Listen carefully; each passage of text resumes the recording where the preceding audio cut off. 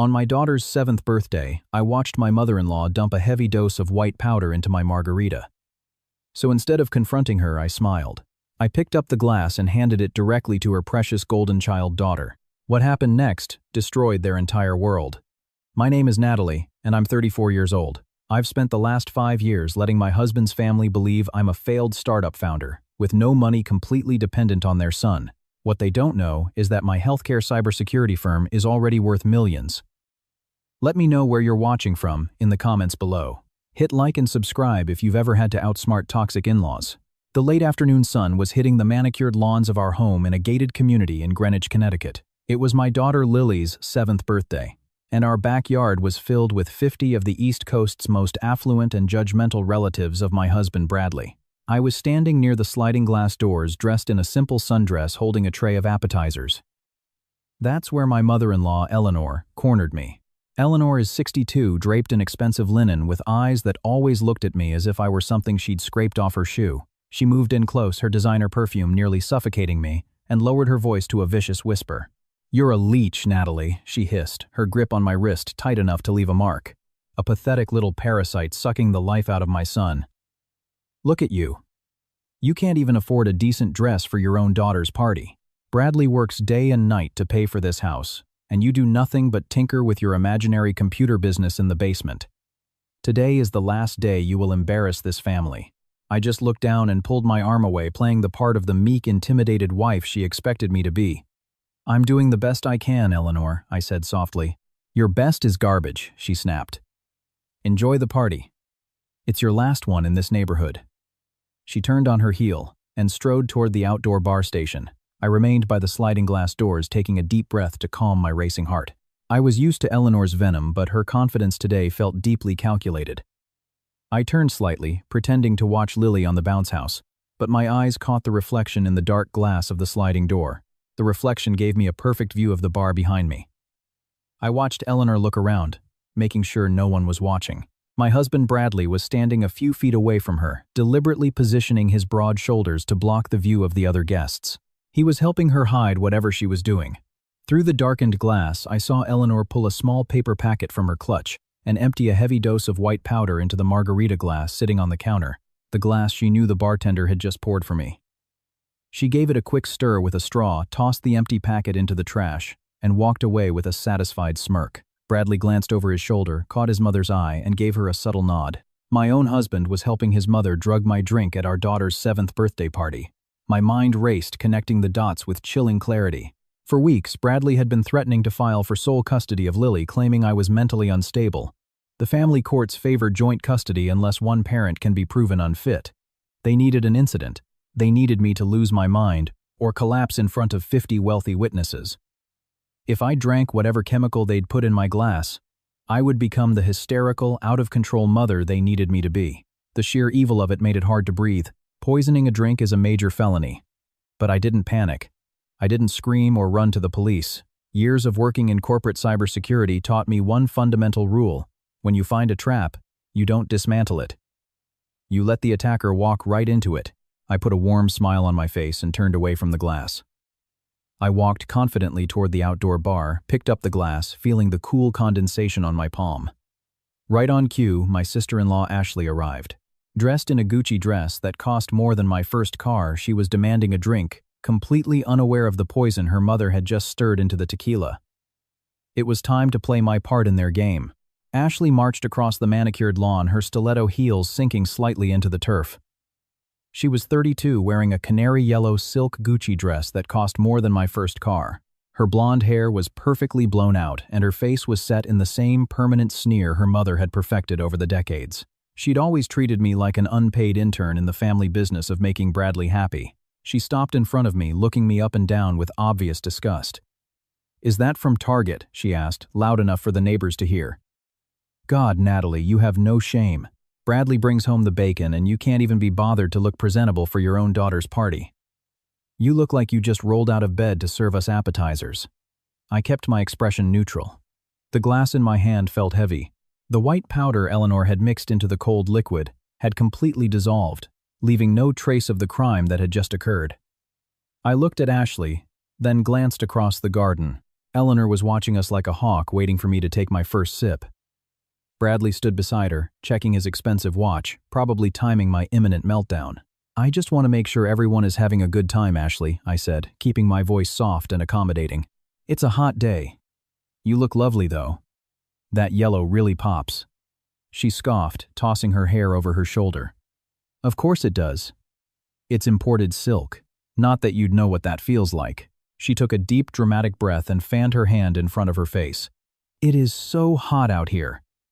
Are you skimping on the catering too? The food is barely edible. And I'm absolutely parched." "What's that you're holding?" She pointed one perfectly manicured finger directly at the spiked margarita in my right hand. "Oh, this?" I asked, raising the glass slightly. The condensation dripped onto my fingers. "Just a margarita. The bartender just made it. But honestly, I think he made it way too strong.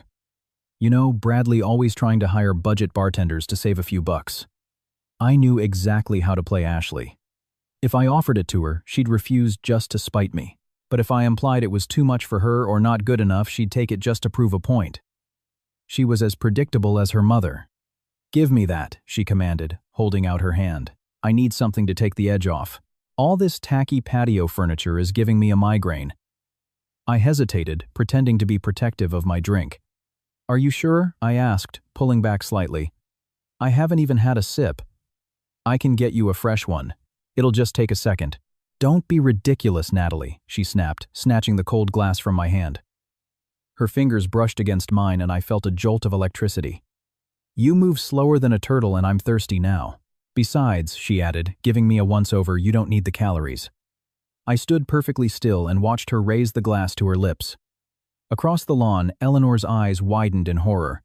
I saw her take an involuntary step forward, her mouth open, but she was too far away, and the music was too loud for her to shout. Bradley was looking down at his phone, completely oblivious to the catastrophic turn their plan had just taken. Ashley tilted her head back and took a massive gulp. She swallowed hard, wincing slightly at the bite of the tequila. Then, because she always had to put on a show, she took another huge swig, downing nearly half the liquid in a matter of seconds. She lowered the glass and wiped her mouth with the back of her hand, leaving a smear of pink lipstick on the rim. "See," she said, shoving the half-empty glass back into my hands. "Tastes like water. You really don't know how to host a decent party. Next year, just let my mother plan it so Lily doesn't have to suffer through another embarrassing backyard barbecue." I took the glass back, holding it carefully by the stem. "Maybe you're right, Ashley," I said, a cool, serene smile spreading across my face. "I'm sure next year will be very, very different." Right on cue, her husband Christopher walked over to us. He was 35, a massively successful corporate lawyer, and the only person in this family who had actually earned his own money. He was a solid man with a sharp presence, but today he looked exhausted. He loosened his silk tie and looked at his wife with a flicker of annoyance. "Ashley, why are you drinking tequila at 2 in the afternoon?" Christopher asked, his deep voice cutting through the loud pop music from the outdoor speakers. "We have to be at the country club dinner in 4 hours. You promised you'd take it easy today." "Oh, relax, Chris," she snapped, turning to face him. It was one sip of Natalie's pathetic little cocktail. "I'm perfectly fine." But she didn't look fine. As she spoke, a sudden flush crept up her neck. A bead of sweat formed on her forehead. The heavy dose of sedatives and laxatives was hitting her empty stomach like a freight train. Ashley blinked rapidly, trying to focus her eyes on Christopher. She opened her mouth to snap at him again, but the words came out as a thick, slurred groan. "I'm fine," she tried to say, but it sounded like a heavy, wet moan. The muscles in her face went slack. The crystal margarita glass slipped from her fingers, hitting the stone patio with a sharp crack, shattering into a dozen glittering pieces. The loud noise brought the surrounding conversations to a halt. The cheerful pop music playing from the outdoor speakers suddenly seemed grotesquely inappropriate. 50 wealthy guests turned toward the patio. Christopher instantly stepped forward, grabbing his wife's arm to steady her. "Ashley, what's wrong?" he asked, his voice losing its slight annoyance and turning to genuine concern. "Are you dizzy?" She didn't answer. The cocktail of heavy sedatives and industrial-strength laxatives my mother-in-law had intended for me was now coursing through Ashley's veins. Because she hadn't eaten all day just to fit into her expensive silk dress, the chemicals were absorbing rapidly into her bloodstream. Her knees buckled. Christopher caught her around the waist, holding her upright, but she was a dead weight in his arms. And then came the ultimate humiliation. Eleanor had designed this particular chemical dose to utterly destroy my dignity in front of the entire neighborhood. She wanted me to lose all control of my body. She wanted Bradley to have a video of me acting like a crazed addict. Instead, her precious golden child suffered the horrific consequences. A foul odor suddenly cut through the warm afternoon air. A dark brown stain began to spread rapidly across the back of Ashley's bright yellow silk dress. The laxatives had hit her system with violent force. She had completely soiled herself right in the middle of the patio in front of everyone she was so desperate to impress. There were gasps of shock from the crowd. A few of Bradley's snobbish relatives actually recoiled, covering their mouths in shock and utter disgust. Women in expensive summer dresses turned away, whispering to their husbands. Ashley was just conscious enough to realize what was happening, but the heavy sedatives had completely paralyzed her motor functions. Tears of absolute humiliation streamed down her face, ruining her perfectly expensive makeup. She let out a pathetic, garbled moan, unable to move or hide. "No," Christopher whispered to himself, desperately trying to shield his wife's body from the staring eyes. "Somebody bring a towel now. Back up, everyone. Give her some space." But it was too late. The humiliation was total and irreversible. And the physical crisis was just beginning. The massive dose of sedatives was too much for her racing heart. Ashley's eyes rolled into the back of her head, showing only the whites.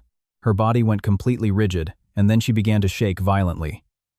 She was having a grand mal seizure. Christopher carefully lowered her to the ground so she wouldn't hit her head on the hard stone. He knelt beside her, ignoring the fact that his expensive suit was being soaked in spilled liquor and humiliating filth. He pulled his phone from his pocket with trembling hands. "Somebody call 911, he roared over the panicked crowd. "She's having a seizure. Call an ambulance now." Across the lawn, Eleanor finally broke free from her stunned paralysis. She let out a blood-curdling scream that echoed off the sides of the house and silenced the whispering crowd. "No," she shrieked, dropping her designer clutch and running across the lawn.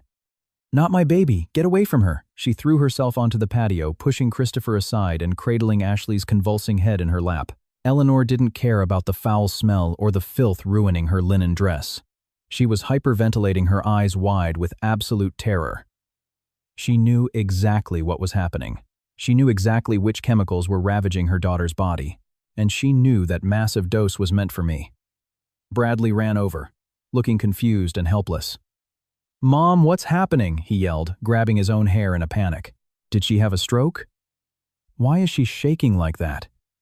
He looked at me, his eyes frantically searching for an explanation, expecting me to be the one on the floor foaming at the mouth. I stood there completely silent, watching the chaos unfold at my feet. I didn't smile, but I didn't offer to help either. I just crossed my arms and watched them panic. "What did she drink?" Eleanor screamed, her eyes darting frantically at the broken glass on the patio, and then glaring at me, her face a twisted, desperate mask of guilt and rage. "What did you give her, Natalie? What was in that glass?" Christopher was already on the phone with the emergency dispatcher, shouting our address and describing the violent convulsions. He paused just long enough to look at me, then glared at Eleanor. "What are you talking about, Eleanor?" he yelled over the panicked crowd. She had one sip of a margarita. The distant sound of sirens began to cut through the quiet neighborhood streets, growing louder and louder. The perfect birthday party had turned into an absolute nightmare. Guests were backing away toward the gates, pointing at the ruined dress and whispering about secret drug addictions. Eleanor was sobbing, clutching her convulsing daughter, while Bradley stood frozen, unable to comprehend how their perfectly evil plan had backfired so spectacularly. I remained silent, knowing the real fight was just beginning. The flashing red lights of the ambulance gave way to the sharp fluorescent lights of the emergency room waiting area. The ride in the back with the paramedics had been a blur of screeching tires and rushed medical terminology. Now the heavy silence of the hospital was suffocating. Christopher was pacing back and forth along the linoleum floor, his dress shoes clicking sharply with each hurried step. He had ridden in the back of the ambulance with Ashley, and his crisp white shirt was still stained with her vomit and the filth from our patio. This was a man who commanded high-stakes corporate boardrooms and dismantled ironclad contracts, but now he looked completely helpless and out of his element. "Why isn't anyone telling me anything?" Christopher demanded, stopping to glare at the heavy double doors that led to the trauma bay. He ran a shaky hand over his face. "She was perfectly fine this morning. A healthy 2-year-old woman doesn't just have a grand mal seizure in the middle of a backyard barbecue. Somebody needs to give me an answer now." I sat perfectly still in a hard plastic chair in the far corner of the waiting room. My husband Bradley sat across from me, but he hadn't looked at me once since we'd arrived. He hadn't asked if I was okay. He hadn't even asked about our 7-year-old daughter Lily, who was now safely at our neighbor's house, oblivious to the disaster. Instead, all of his attention was focused on his mother. Eleanor was sprawled across a row of waiting room chairs, clutching a crumpled tissue and putting on an Oscar-worthy performance. She was sobbing loudly, her voice deliberately echoing through the sterile hallway to ensure every passing nurse and security guard could hear her. "My poor baby," Eleanor wailed, burying her face in Bradley's shoulder. "What did she drink?" "It was that drink. I know it was the drink. That drink." She suddenly sat bolt upright and pointed a trembling manicured finger directly at me. Her eyes were red and puffy, but I could see the cold, calculating evil hiding underneath. "It was Natalie," she announced, her voice pitched perfectly to carry across the quiet room. Natalie was holding the glass. "She's the one who handed it to Ashley." Christopher immediately stopped pacing. He turned slowly, his broad shoulders tensing as he looked at me, the utter exhaustion in his eyes suddenly replaced by a sharp glare. "What are you saying, Eleanor?" he asked, his voice dangerously low. Eleanor shook her head aggressively, playing the role of a terrified, traumatized mother to perfection. "I saw it, Christopher. I saw Natalie hovering by the bar station all afternoon. She hates us. She's always hated our family because we know what she really is. She was jealous of Ashley's beautiful dress and Ashley's perfect life. She handed her that glass on purpose. Bradley, tell them. Tell him how unstable your wife has been lately." Bradley finally looked at me, and the deep betrayal in his eyes was so practiced it almost looked real. "Mom, please," he whispered, clenching his jaw and looking away, playing the part of the conflicted husband. "Don't say that.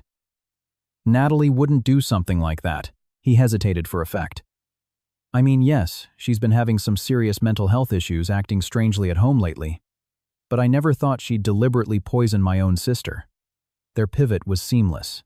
Since I hadn't taken the poison, and hadn't given them the crazy wife narrative they needed for their custody battle, they were instantly changing the script. Now I wasn't just an unfit mother. I was the jealous, unhinged woman who had deliberately poisoned her wealthy sister-in-law. They were actively laying the groundwork to have me arrested. Once I was in handcuffs, Bradley would file an emergency order for sole custody of Lily and claim all our assets while I rotted in a jail cell. Christopher walked slowly over to where I was sitting. He crossed his arms, standing over me, his sharp face like stone, his ruthless lawyer instincts fully engaged. "Natalie," he said, his tone completely devoid of any warmth. "Did you mix that drink?" I looked up at him, keeping my breathing slow and even. "I didn't mix it, Christopher," I said softly. "The bartender did. Ashley came over to me, complained that the party was cheap, and snatched the glass out of my hand. I never even took a sip."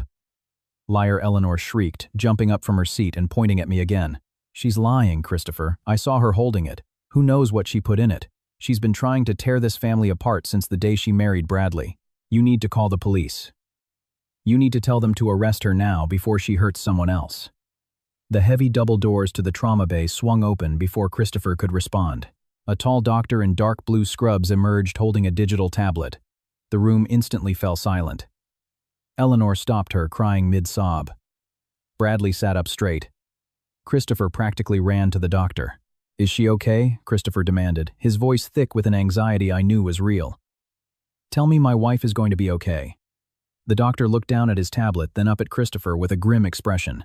"We've managed to stabilize her heart rate and she's resting now," he said, his voice a professional but serious monotone. "The convulsions have stopped, but we had to put her on an IV drip to replace the fluids she lost. It was a major shock to her system. She'll be in the intensive care unit overnight for close observation." "Thank God," Bradley whispered, slumping back into his seat and running a shaky hand through his hair, playing the part of the relieved brother beautifully. "But we have a much bigger problem," the doctor continued, turning his gaze to the whole group. 2 uniformed police officers emerged from the doors behind him. Their sudden presence instantly shifted the atmosphere in the waiting room, from a tense medical emergency to an active criminal investigation. Eleanor stiffened her eyes, darting nervously at the officers, before refocusing on me with renewed venom. "When a patient comes in with an unexplained violent seizure, we immediately run a full toxicology screen," the doctor explained, holding up the glowing tablet. "The results just came back from the lab on a rush order. Your wife did not suffer a random medical event or simple food poisoning. She ingested a large and highly concentrated dose of a Schedule IV sedative, specifically, a type of powerful tranquilizer, normally prescribed for severe panic disorders. Christopher stared at the doctor in utter disbelief, shaking his head.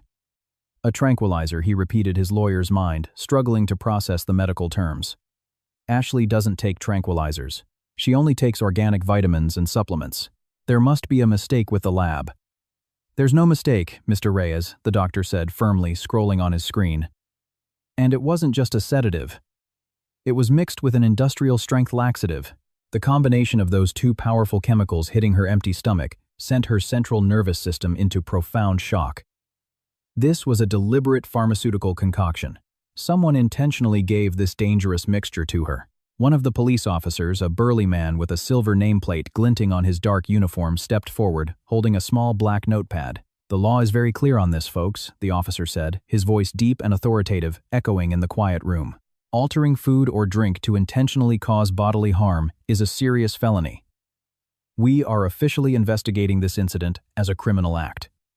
We need to know exactly what your wife ate or drank just before she collapsed." This was the exact moment Eleanor had been waiting for. This was the cue for her grand, rehearsed performance. She lunged forward, her manicured hands shaking as she pointed her finger straight at my face. It was her. Eleanor shrieked, her voice echoing off the sterile waiting room walls.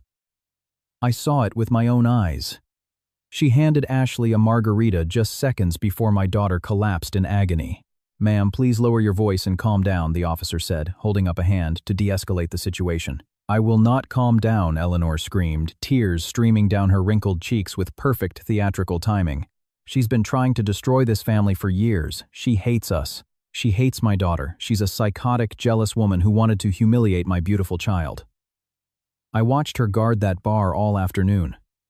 I watched her hand that specific poisoned glass to Ashley. She tried to kill my daughter. Arrest her now before she gets away." Bradley immediately moved to his mother's side, putting a comforting arm around her shoulders and looking at me with feigned horror. "Officer, you have to understand," he said, his voice trembling perfectly, playing the part of the concerned husband. "My wife Natalie hasn't been well. She's been extremely paranoid lately, talking to herself, locking herself in the basement. I've been trying to get her psychiatric help, but I never thought she was capable of something this evil to my own sister. Please, you have to take her into custody before she hurts someone else." The officers turned their full attention to me, their hands resting naturally on their belts, ready for a confrontation.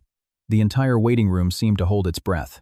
Christopher was staring at me, his dark eyes narrowed his sharp lawyer's mind, processing the weight of the accusations being hurled at me. He knew the law better than anyone in that room, and he knew that a mother's testimony, combined with a husband's confirmation of his wife's supposed mental instability, was usually more than enough for an immediate arrest. But I didn't give them the satisfying reaction they so desperately wanted. I didn't cry. I didn't scream back at Eleanor, or plead with Bradley to tell the truth. I just sat in my hard plastic chair, my hands folded neatly in my lap, and looked at the lead police officer with complete and total calm. The second officer, a woman with a sharp expression, deliberately moved toward my corner. "Ma'am," she said, sternly pulling out a pair of handcuffs. "I'm going to need you to stand up and come with us to a private room. We have a lot of questions, and you need to answer them right now." I stood up without hesitation, smoothing down my sundress. "I'm ready to answer any questions you have, officer," I said, my voice steady without a trace of panic. "Please lead the way." The officers exchanged a look. Usually guilty people cried or got defensive. I was doing neither. The male officer gestured to a consultation room. I walked ahead, my posture straight. Just as the door was about to close, a large hand pushed it open. Christopher stepped into the sterile room, his large frame filling the space. "I have a right to be in here," he said, flashing a credential wallet. "I'm the victim's husband and a licensed attorney. I want to hear what this woman has to say." The female officer frowned but nodded. "You will remain silent, counselor," she warned. "This is our interview." Christopher didn't look at her. His furious gaze was locked on me. "You're going to prison, Natalie," he whispered, his voice shaking with rage. "Attempted murder is a major felony. You're going to lose your daughter, your freedom, and I will personally make sure you never see the outside of a jail cell again. You tried to kill my wife because you're a miserable, failed creature." I let the insult wash over me. Christopher was a brilliant lawyer, acting on emotion and the lies my mother-in-law had fed him.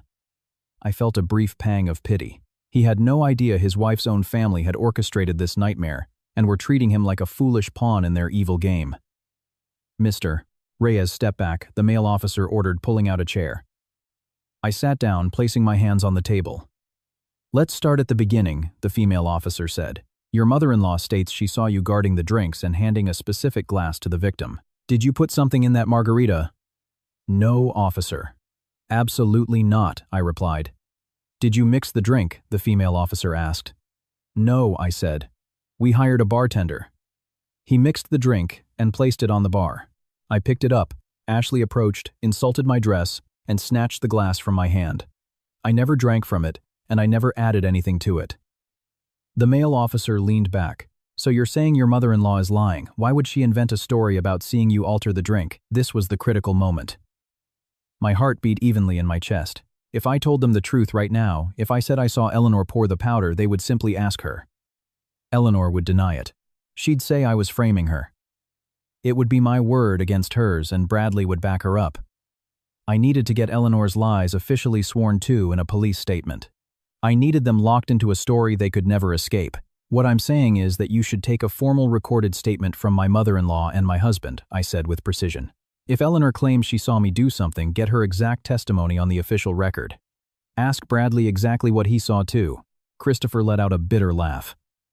"Oh, we'll get it on the record," he sneered. "We'll get sworn statements from everyone at that party who saw you acting like a lunatic." The female officer's eyes narrowed. "You're remarkably calm for a woman whose sister-in-law is currently in the ICU. Most people would be panicking, crying, or pleading. Panicking doesn't help anyone find the truth, officer." I answered softly. "I strongly suggest you collect all physical evidence from the patio. The broken glass, the trash cans near the bar, everything." By asking them to search the trash, I was ensuring the evidence would be preserved before Bradley could dispose of it. If the police found the empty packet, it would have Eleanor's fingerprints on it, not mine. "We'll be processing the scene," the male officer said, closing his notepad. "Because the glass is broken and we have conflicting testimony, we won't be making an immediate arrest. However, you are a person of interest in a major felony investigation. Do not leave the city." "I have no intention of leaving," I said, standing up smoothly. "Are we finished here?" Christopher pushed himself off the doorframe, his face inches from mine. He pointed a long finger at my chest. "This isn't over, Natalie," he growled. "Enjoy your last few days of freedom." I looked directly into Christopher's dark, angry eyes and offered a polite nod. "We'll see each other again, Christopher," I said. I turned and walked out of the consultation room, leaving Christopher to stew in his own rage. The police didn't stop me. As I walked down the sterile hospital corridor, I knew exactly why they had let me go. The margarita glass had shattered on the stone patio, destroying the most direct piece of physical evidence. My fingerprints wouldn't be on the empty powder packet Eleanor had tossed in the trash. For now, the entire situation was just hearsay.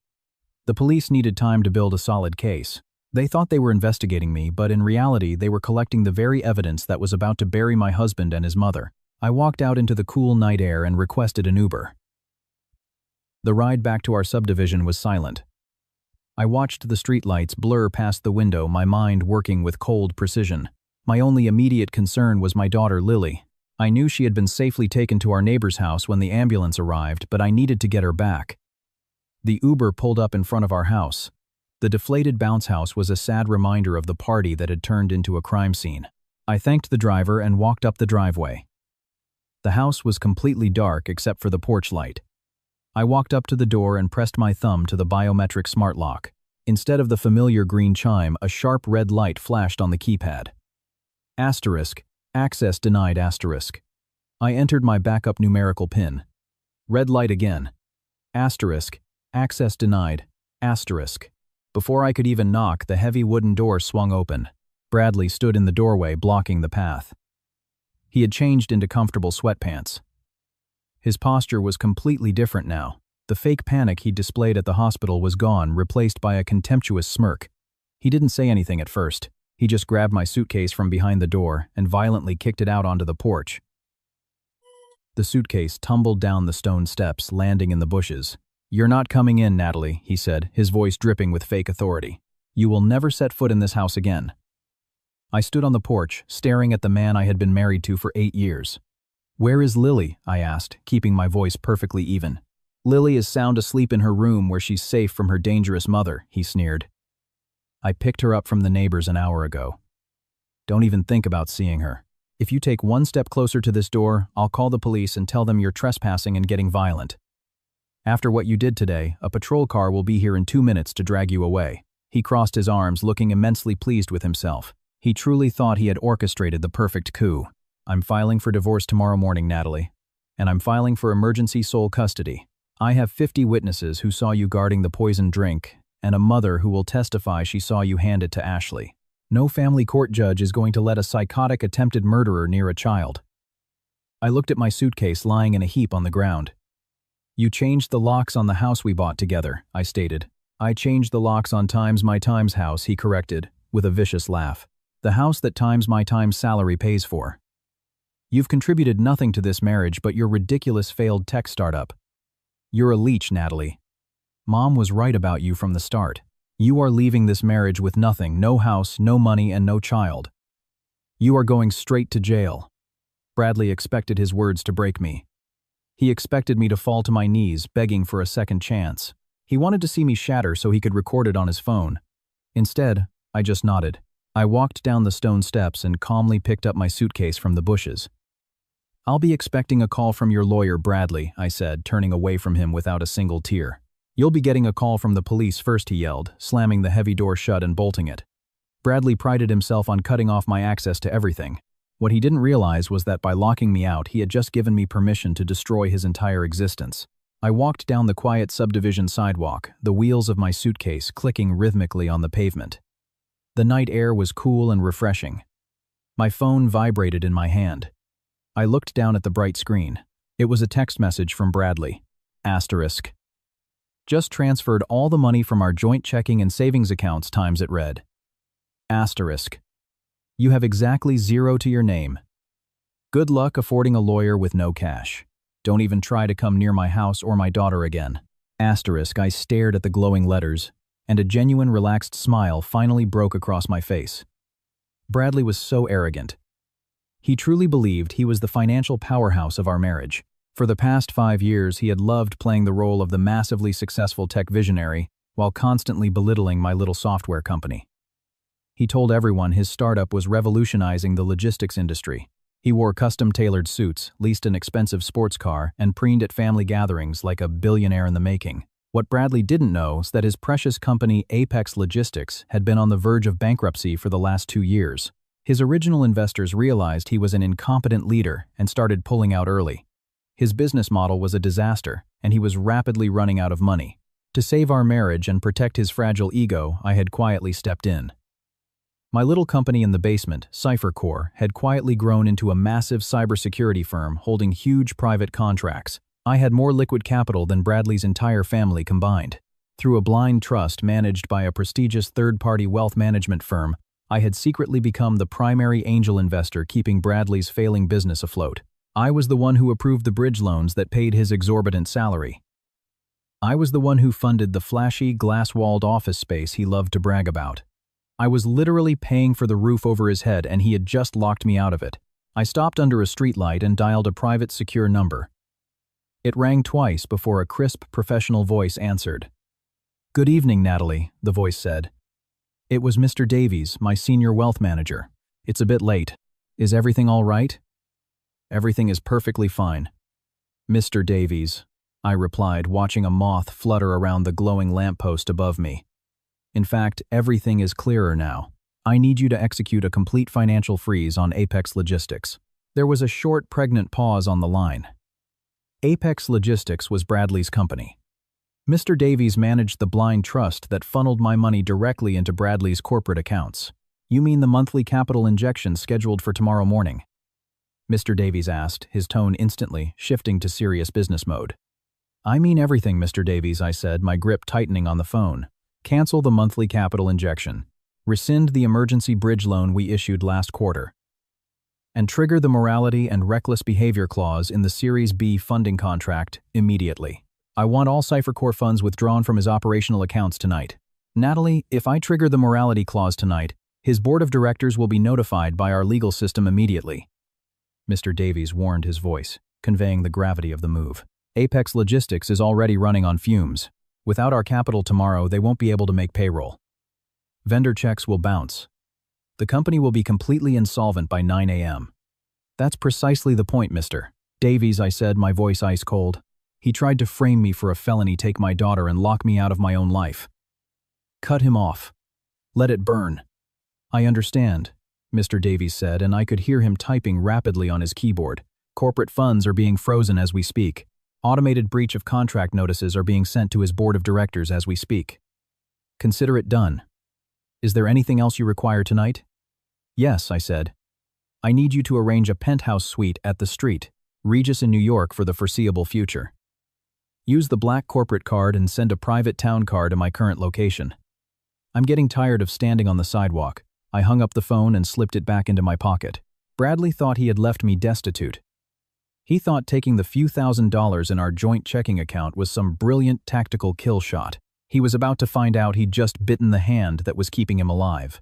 A sleek black town car pulled up beside me less than 5 minutes later. A professional driver got out, opened the back door, and placed my suitcase in the trunk. I slid into the plush leather back seat and poured myself a glass of sparkling water from the mini fridge. As the car pulled me away from the subdivision I had lived in for years, I felt an incredible sense of freedom. For so long, I had made myself small just to inflate Bradley's ego. I had endured Eleanor's abuse and Ashley's insults just to keep the peace. Now, it was all over. Tomorrow morning, Bradley would walk into his expensive office building expecting to be the king of the world. Instead, he was walking straight into a financial bloodbath. The morning sun streamed through the floor-to-ceiling windows of Apex Logistics. Bradley stepped out of the private elevator on the 25th floor, adjusting the cuffs of his custom navy suit. He had spent the entire drive practicing his grief-stricken expression in the mirror of his leased Porsche, ready to play the part of a devoted husband who had suffered an unspeakable family trauma. He wanted his employees to see him as a resilient visionary, bravely leading the company despite his wife's mental breakdown. He stopped at the high-end espresso bar in the lobby to buy a round of artisanal coffees for his executive team. He handed his heavy platinum corporate card to the barista, offering a brave, tired smile. A moment later, the machine let out a sharp beep. Declined, the barista said, looking apologetic. Maybe try a different card, Bradley frowned, snatching the card back. He assumed it was just a minor fraud alert from his bank since he had emptied his personal accounts the night before. He handed the barista a $100 bill and carried the tray of coffee into the main boardroom. That 100 was the last bit of cash in his designer wallet, but he didn't care. He pushed open the heavy glass doors, expecting to see his executive team waiting with sympathetic looks and words of support. Instead, the air in the room was suffocating with tension. The chief financial officer, a serious older man named Greg, was nervously pacing at the end of the long mahogany table. The other 3 board members were staring blankly at their laptops. No one looked up to offer condolences. No one acknowledged the expensive coffee Bradley placed on the table. "Good morning, everyone," Bradley said, pitching his voice to convey quiet strength. "I know you've all heard about the severe family emergency that occurred at my home yesterday. The last 24 hours have been difficult. But I'm here. Apex Logistics comes first. We have a big week ahead, so let's get started on the quarterly projections." Greg stopped pacing and stared at Bradley with an expression of utter disbelief. "Quarterly projections," Greg repeated, his voice cracking slightly. "Bradley, there are no quarterly projections. We don't have a quarter. We don't even have a week. The company has been completely insolvent since midnight last night." Bradley froze his hands, still resting on the back of his leather ergonomic chair. "What are you talking about?" he demanded, letting out a nervous laugh. "We just secured the Series B bridge loan from our primary investor last month. We have millions in operating capital in the main corporate account. I just checked the balances on Friday." "It's gone," Greg said, turning his laptop around and sliding it down the polished table toward Bradley. "Read the emergency notice. We received an automated legal dispatch at exactly midnight. Our anonymous angel investor has triggered an immediate and total withdrawal of all funds.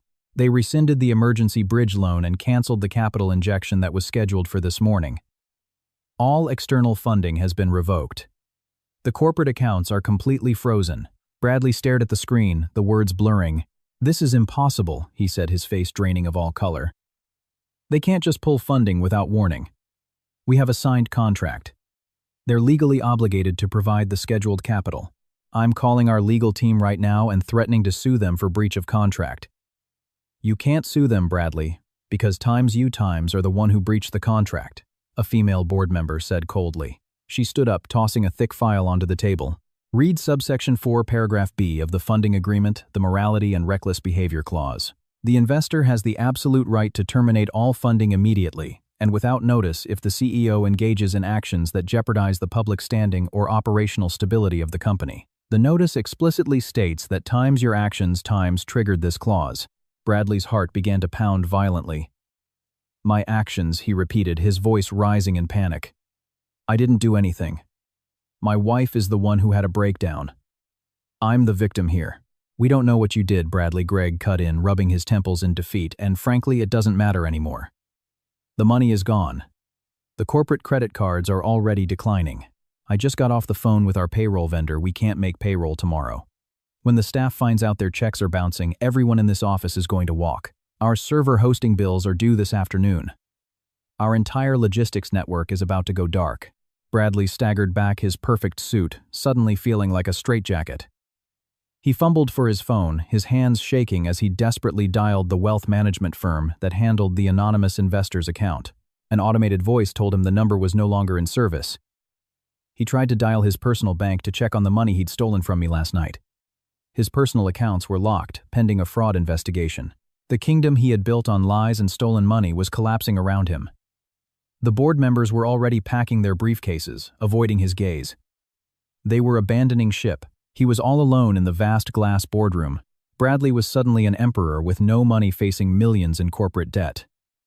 And the worst part was, he still had no idea that his own wife was the one holding the match that had just burned his entire life to the ground. He needed answers, and there was only one person left to blame. Bradley stumbled out of the glass boardroom, leaving his shattered executive team behind. He had one singular thought: he needed someone to unleash his terror on. Since he'd locked me out last night, he assumed I was crying on a park bench or begging a friend for a couch to sleep on. He pulled out his phone and opened the family tracking app he had forced us to install on our devices years ago, expecting to see my location pinging at some cheap motel. Instead, the blue dot was hovering over the most expensive piece of real estate in the city, the street, Regis, New York. Bradley sped through midtown traffic, his mind spinning with rage and confusion. How could I even afford to walk into the lobby of that building? He had cleared our joint accounts. I should have been penniless. He handed his keys to the valet with a trembling hand and marched into the opulent marble lobby, demanding my room number from the concierge. Since we were still legally married, the front desk gave him a key card to the penthouse suite. I was standing by the windows of my $10,000 a night suite, holding a cup of tea, when the heavy door swung open. Bradley stormed into the room, his face red with fury. He stopped short, taking in the opulence around him. The suite was enormous, with a grand piano, a private dining area, and a panoramic view of the city skyline. "What is this?" he roared, his voice echoing. "How are you paying for this, Natalie? Who is paying for this? Did you steal money from my company before you left last night?" I took a slow sip of my tea, unbothered by his sudden intrusion. "I'm paying for it, Bradley," I said calmly. "And since your company currently has a zero balance in its operational accounts, I clearly didn't steal anything from you." His eyes widened in shock. "How do you know about the accounts?" he snarled, advancing on me. "My company is going through a temporary restructuring phase with our angel investor. It has nothing to do with you." He was still lying even as his world was crumbling. He couldn't let go of the pretense of being the successful CEO. He pulled a thick sheaf of legal documents from his designer leather briefcase and threw it violently onto the polished marble coffee table. "Those are divorce papers," he announced, pointing a trembling finger at the stack. "I had my lawyer draft them on an emergency basis this morning. I'm getting sole custody of Lily. And since you're clearly sitting on some secret nest egg, I'm demanding 50% of everything you own. Every penny you've been hiding from me is legally mine." I looked at the papers and let out a soft, genuine laugh. "You want 50% of my assets, Bradley?" I asked, raising an eyebrow. "Are you sure about that? I'm entitled to it," he shouted, his face twisting into an ugly mask. "I've carried you for years. You're a complete failure. Your little startup in the basement is a joke. I don't know whose credit card you stole to rent this penthouse, but I'm taking half of whatever you have. And if you even think about fighting me on custody, I will destroy you." He took another step closer, trying to use his physical size to intimidate me. "My mother is at the police station right now, filing her official sworn statement," he threatened, his voice dropping to a menacing whisper. "She's telling the detectives exactly how you poisoned Ashley. I'll testify against you too. I'll tell the judge how mentally unstable you are. You're going to prison for attempted murder, Natalie. You're going to rot in a cage and never see our daughter again." He stood there panting, waiting for me to break down in tears. He expected me to fall to my knees and beg him not to call the police. He wanted me to offer him whatever secret savings I had in exchange for my freedom. He was trying to blackmail me with the very crime his own mother had committed. I slowly placed my teacup on its saucer and walked over to the marble table. I picked up his ridiculous divorce papers and casually dropped them into the wastebasket. Bradley watched me, his jaw slack in disbelief. He had played every card he thought he had. Finally, it was time to show him my hand. I walked over to the sleek silver espresso machine sitting on the granite kitchen counter. I was done with my tea and suddenly craved something stronger. I placed a fresh porcelain cup under the spout and pressed the button, letting the rich aroma of dark roast coffee fill the massive suite. Bradley watched my every move, his chest heaving with rage. He was waiting for me to panic, waiting for me to cry and plead for a compromise. But my absolute silence was driving him insane. I picked up my coffee and walked over to my leather travel bag, which was sitting on a velvet armchair. I opened the side compartment and retrieved a blue legal folder. I walked back to the marble coffee table and placed the heavy folder right on top of his ridiculous emergency divorce papers. The loud thud of the thick document on the table made Bradley flinch. "You should really read what you sign, Bradley," I said, taking a slow sip of my coffee. "I highly recommend you start with page 4. He glanced at the folder and then back at me, his eyes narrowed with suspicion. "What is this?" he demanded, crossing his arms. "Some fake lease agreement for this hotel. I'm not playing games with you, Natalie. I want half of whatever secret accounts you're hiding, and I want it now." "It's not a lease," I replied, pulling out one of the high-backed chairs and sitting down elegantly, crossing my legs. "It's the post-nuptial agreement you signed exactly 14 months ago. Do you remember that day, Bradley? You came home practically in tears because Apex Logistics was about to default on its office lease. You begged me to co-sign on a massive personal loan using our house as collateral. You swore it was just a temporary cash flow issue, and you needed my signature to save your precious company." Bradley shifted uncomfortably, his arrogant posture faltering slightly. "Yeah, I remember," he grunted. "And you signed like a supportive wife is supposed to." "What does that have to do with anything? We're married. Everything is 50 inches this state, no matter what some old loan document says. I agreed to co-sign on one specific condition," I continued, my voice calm and steady, cutting through his delusions. "I told you that my lawyer required you to sign a standard liability waiver to protect my little startup in the basement from your corporate debt. You were so desperate for the money and so dismissive of my business that you barely even glanced at the pages before you scribbled your signature on the bottom. You even laughed as you signed it, telling me my imaginary computer company wasn't worth protecting." He stared at the blue folder, his breathing suddenly shallow. I reached out and opened the folder to the 4th page, tapping my nail on the bolded text. "This is a legally binding and ironclad postnuptial agreement," Bradley, I explained, watching his eyes scan the dense legal jargon. "It explicitly states that in the event of a divorce caused by financial fraud or marital misconduct, I retain 100% of my assets. That includes all personal capital, the blind trusts, and the entirety of CipherCore's intellectual property. You, on the other hand, walk away with nothing but the massive debts you've accrued. You explicitly waived all rights to alimony, spousal support, and any division of my corporate assets." "You're lying," he shouted, taking a quick step back as if the document was about to attack him. "You can't enforce that. A judge will throw that paper out. I haven't committed any financial fraud, and I certainly haven't committed any marital misconduct. You don't have any proof." I set down my coffee cup, and from the back pocket of the blue folder I pulled out a glossy 8x10 photograph and slid it across the marble surface. It was a crystal-clear image of Bradley kissing his 2-4 year old executive assistant outside a luxury boutique hotel, taken just 3 weeks ago. Before he could even process the image, I slid a thick stack of bank statements next to the photograph. "And here are the audited financial records from Apex Logistics," I added smoothly, "showing how you've been using company funds to pay for your personal luxury cars and the expensive weekend getaways with your assistant. That's textbook financial fraud, Bradley. It's a direct violation of your fiduciary duty to your board of directors and a clear trigger of the misconduct clause in our postnuptial agreement." Bradley stared at the photograph and the highlighted bank statements. All the color drained completely from his face, leaving him looking like a ghost. His mouth opened and closed, but no words came out. His hands began to tremble violently at his sides. The reality of his complete and total ruin was crashing down on him. He had walked into this penthouse expecting to intimidate me and take everything I owned. Instead, he was staring at the irrefutable proof that he had signed his entire life away to a woman he thought was beneath him. "You want 50% of my assets?" I asked, leaning back and looking him in the eye. "You're getting exactly what you agreed to when you signed that paper zero and a mountain of corporate debt. Now get your trash off my table and get out of my room before I call hotel security." Bradley stumbled out of the opulent hotel suite, his legs shaking so badly he could barely stand. The heavy door clicked shut behind him, sealing his fate. He rode the elevator down to the lobby in a complete daze. The valet handed him the keys to his leased Porsche, but he couldn't even bring himself to start the engine. He just sat in the driver's seat staring blankly at the leather steering wheel. Everything he thought he knew about his wife, his marriage, and his own success was a complete lie. He wasn't a self-made tech visionary. He was a fraud who had been kept afloat by the very woman he had so long disdained. Panic began to close in on him.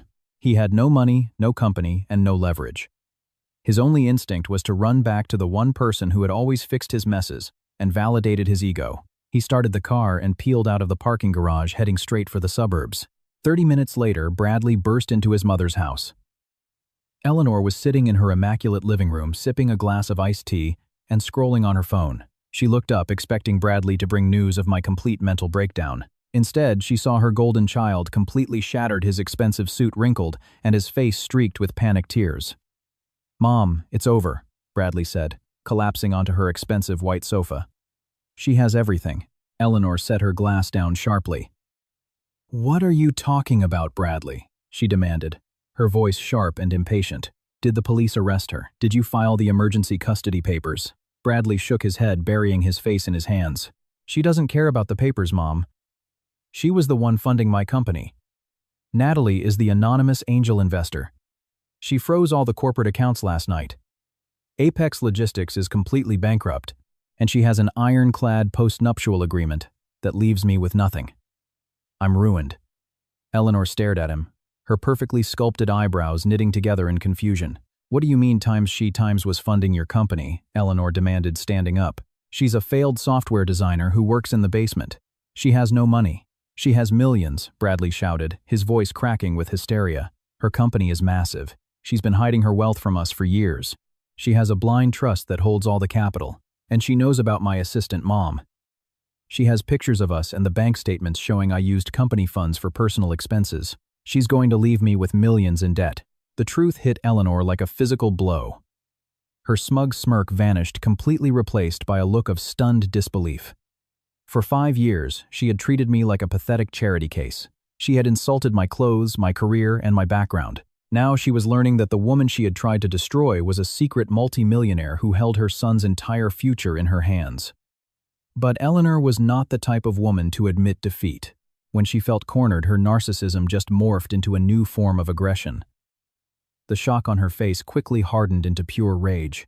"So she's been playing us this whole time," Eleanor whispered, pacing back and forth on her Persian rug. "Sitting in my house, eating my food, pretending to be a nobody while she was amassing a fortune. She's even more manipulative and evil than I thought." Eleanor stopped pacing, her eyes lighting up with a dangerous new idea. Her original plan had been to get me locked up. Now the game had changed. This wasn't just about custody or getting rid of me anymore. This was about money. "Get up, Bradley," Eleanor commanded, pointing at her son. "Stop crying like a child. If she's hiding millions, we're going to take every last cent of it. We just need to change our strategy."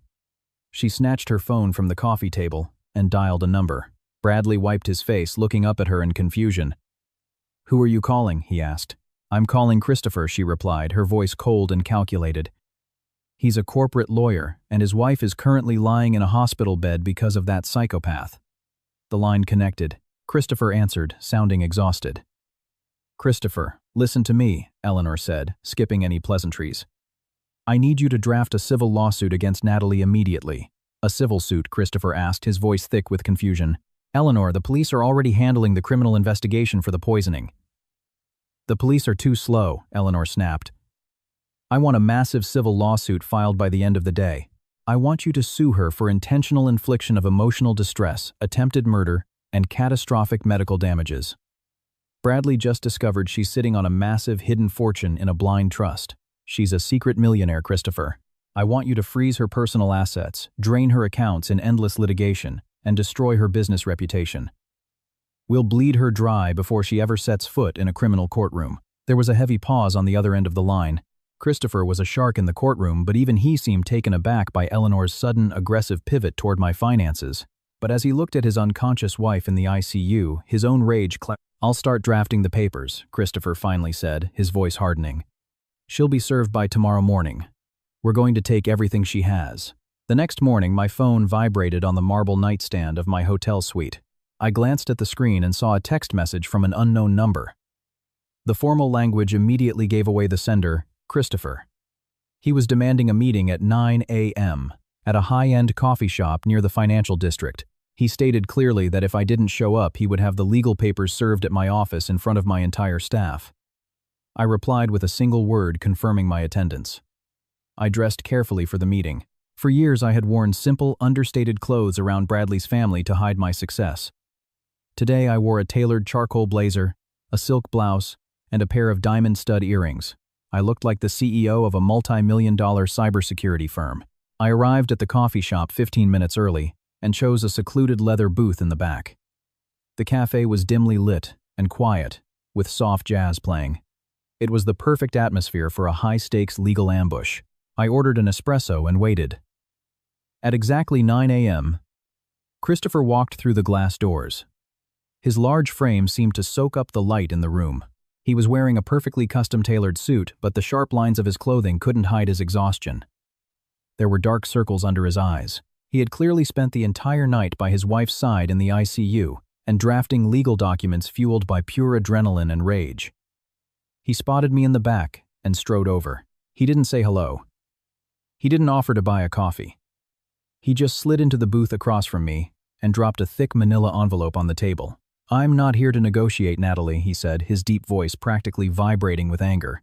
He leaned forward, planting his arms on the table. "I'm here as Ashley's legal counsel. What you did yesterday wasn't just a criminal act of violence against my wife.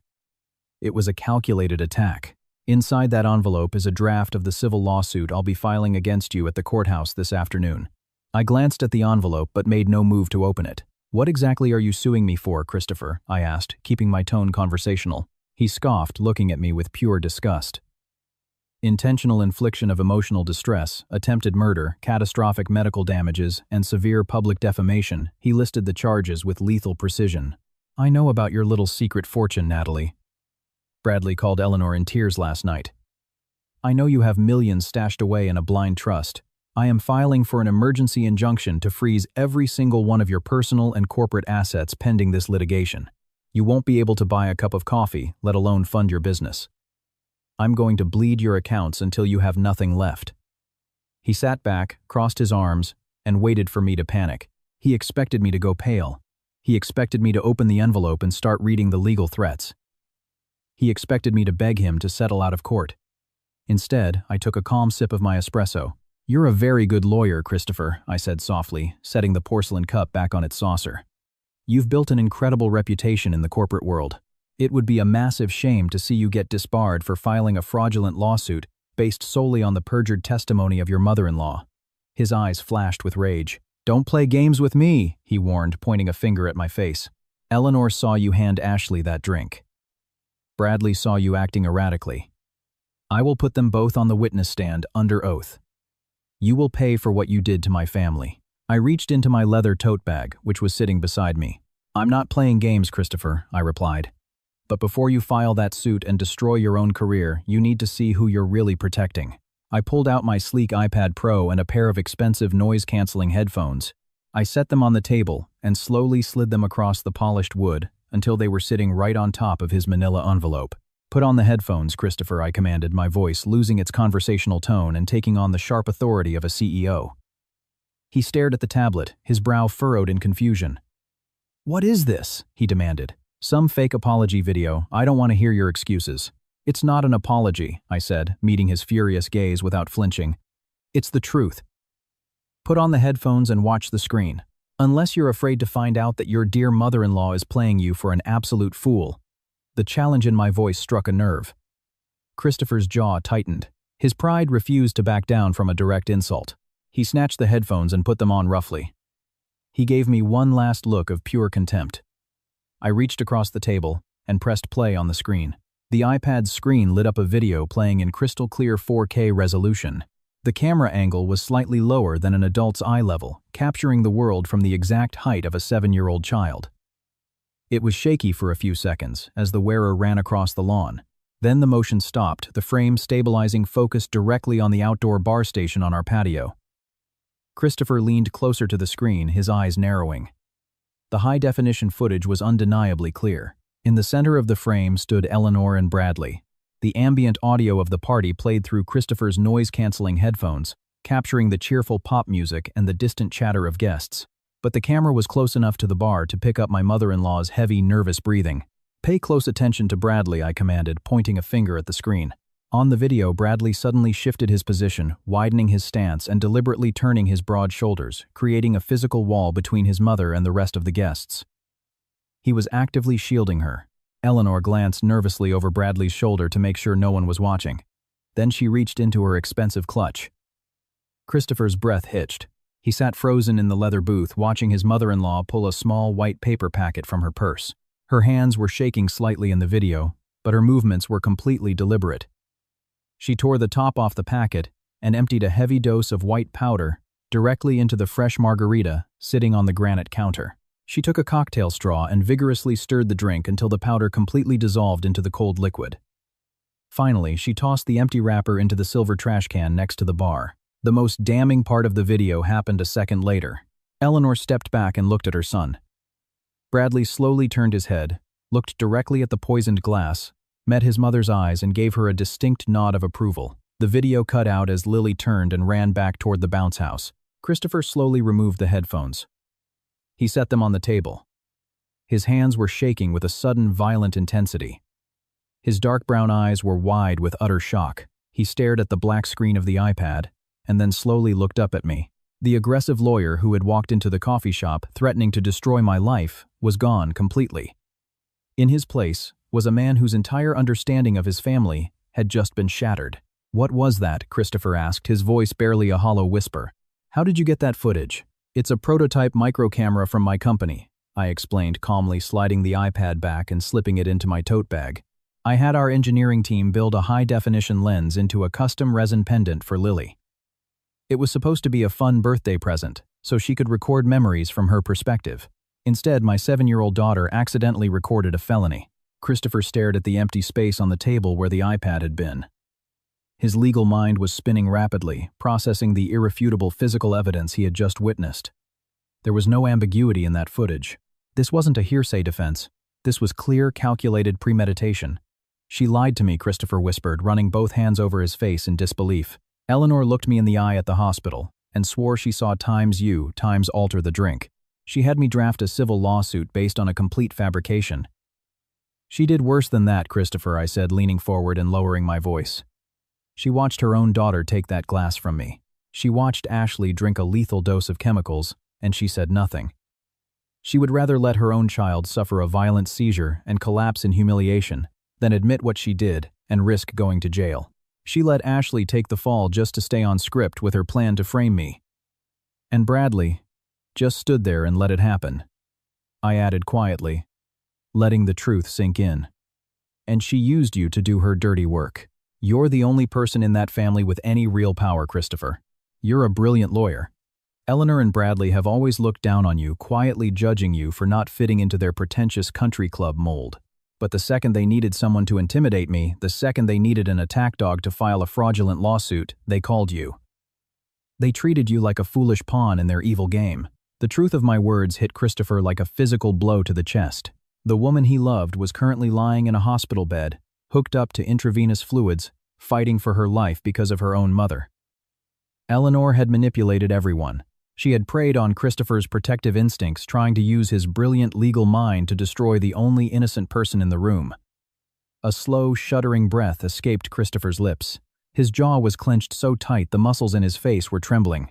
When he finally looked up at me, the shock in his eyes was gone, completely replaced by a cold, calculated, and absolutely terrifying rage. He leaned forward in the leather booth, his broad shoulders suddenly squared for war.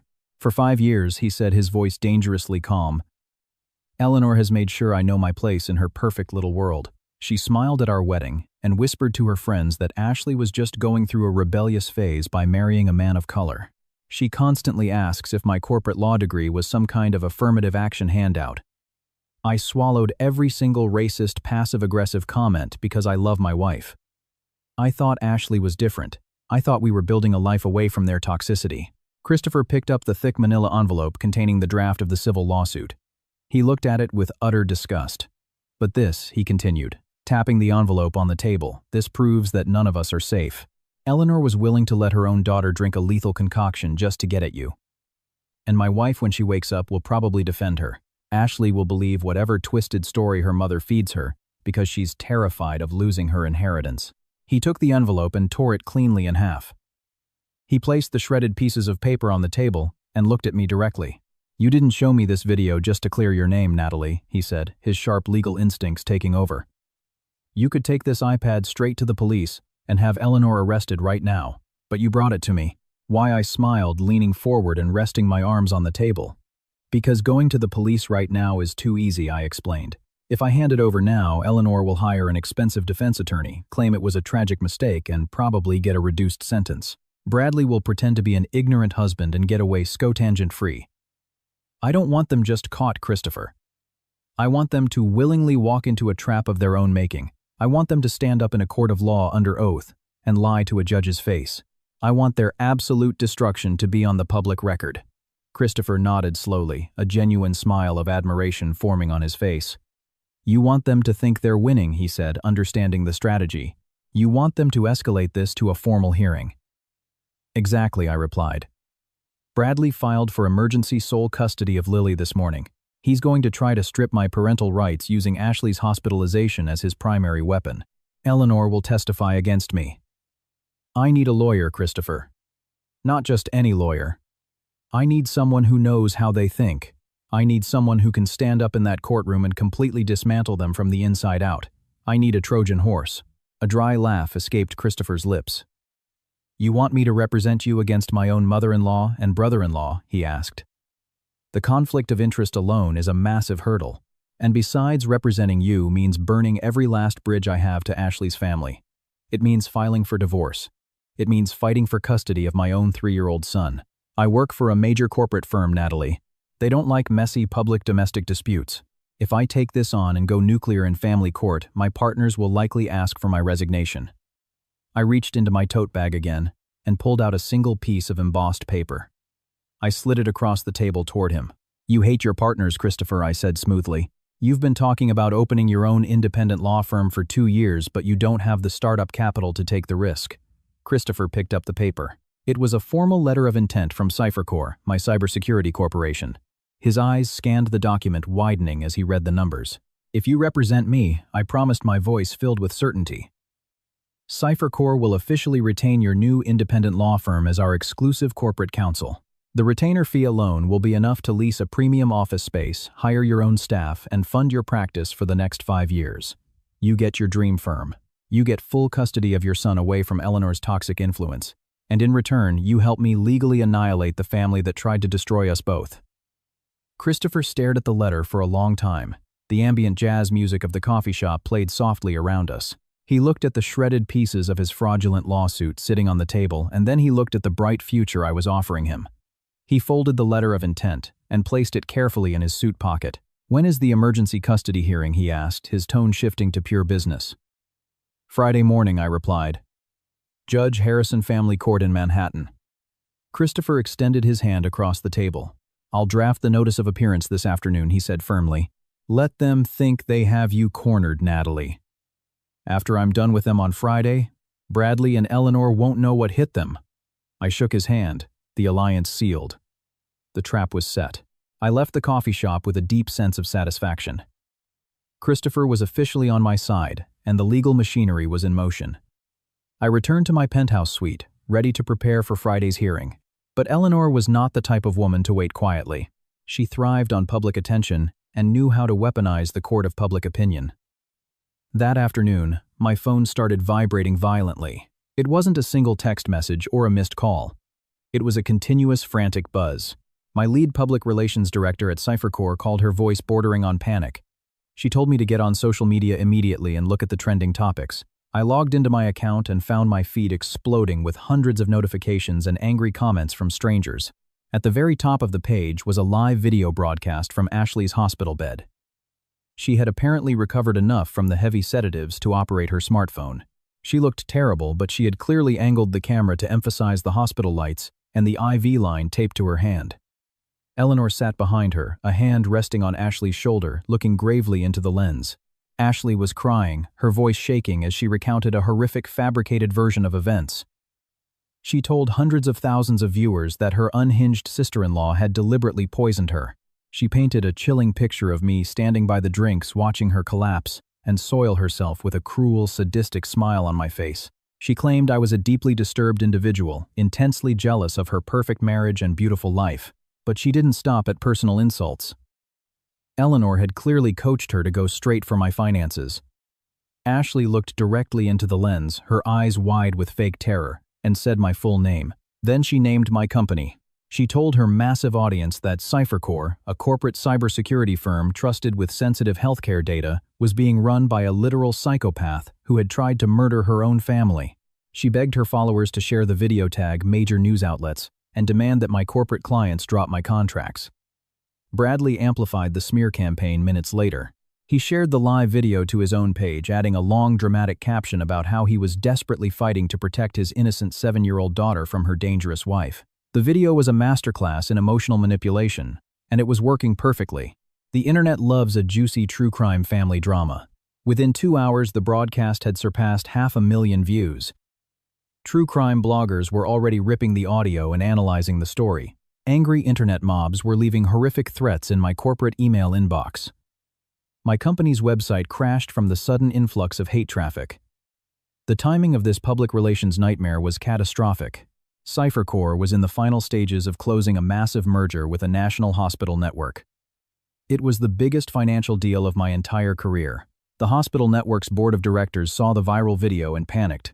Their lead counsel sent an emergency email to my team, officially halting all merger negotiations, pending a formal investigation into the allegations. My entire life's work, my reputation, and the future of my company were suddenly hanging by a very thin thread. Bradley texted me a screenshot of the halted merger announcement, which had been leaked to a business blog. He followed it with a text message telling me to sign over my assets and give him full legal custody of Lily if I wanted the online harassment to stop. He truly believed he had broken me. He thought the intense public pressure would force me to surrender and give up everything just to make the viral nightmare go away. I sat in my quiet luxury suite and watched Ashley's fake tears on a loop on my tablet screen. I didn't cry. I didn't draft an angry public apology or try to defend myself in the venomous comment sections. I simply downloaded the entire high-definition video file, preserving the evidence before they could ever delete it. I forwarded the digital file directly to Christopher with a very short message attached, Times. Add severe corporate defamation and tortious interference to the list of charges. Asterisk. Every view that video got was just adding another file-second converter. $1 million to the damages they would owe me on. Friday. The next 48 hours felt like standing in the eye of a hurricane. Ashley's broadcast continued to go viral, turning my private nightmare into public entertainment with thousands of angry comments and an active police investigation.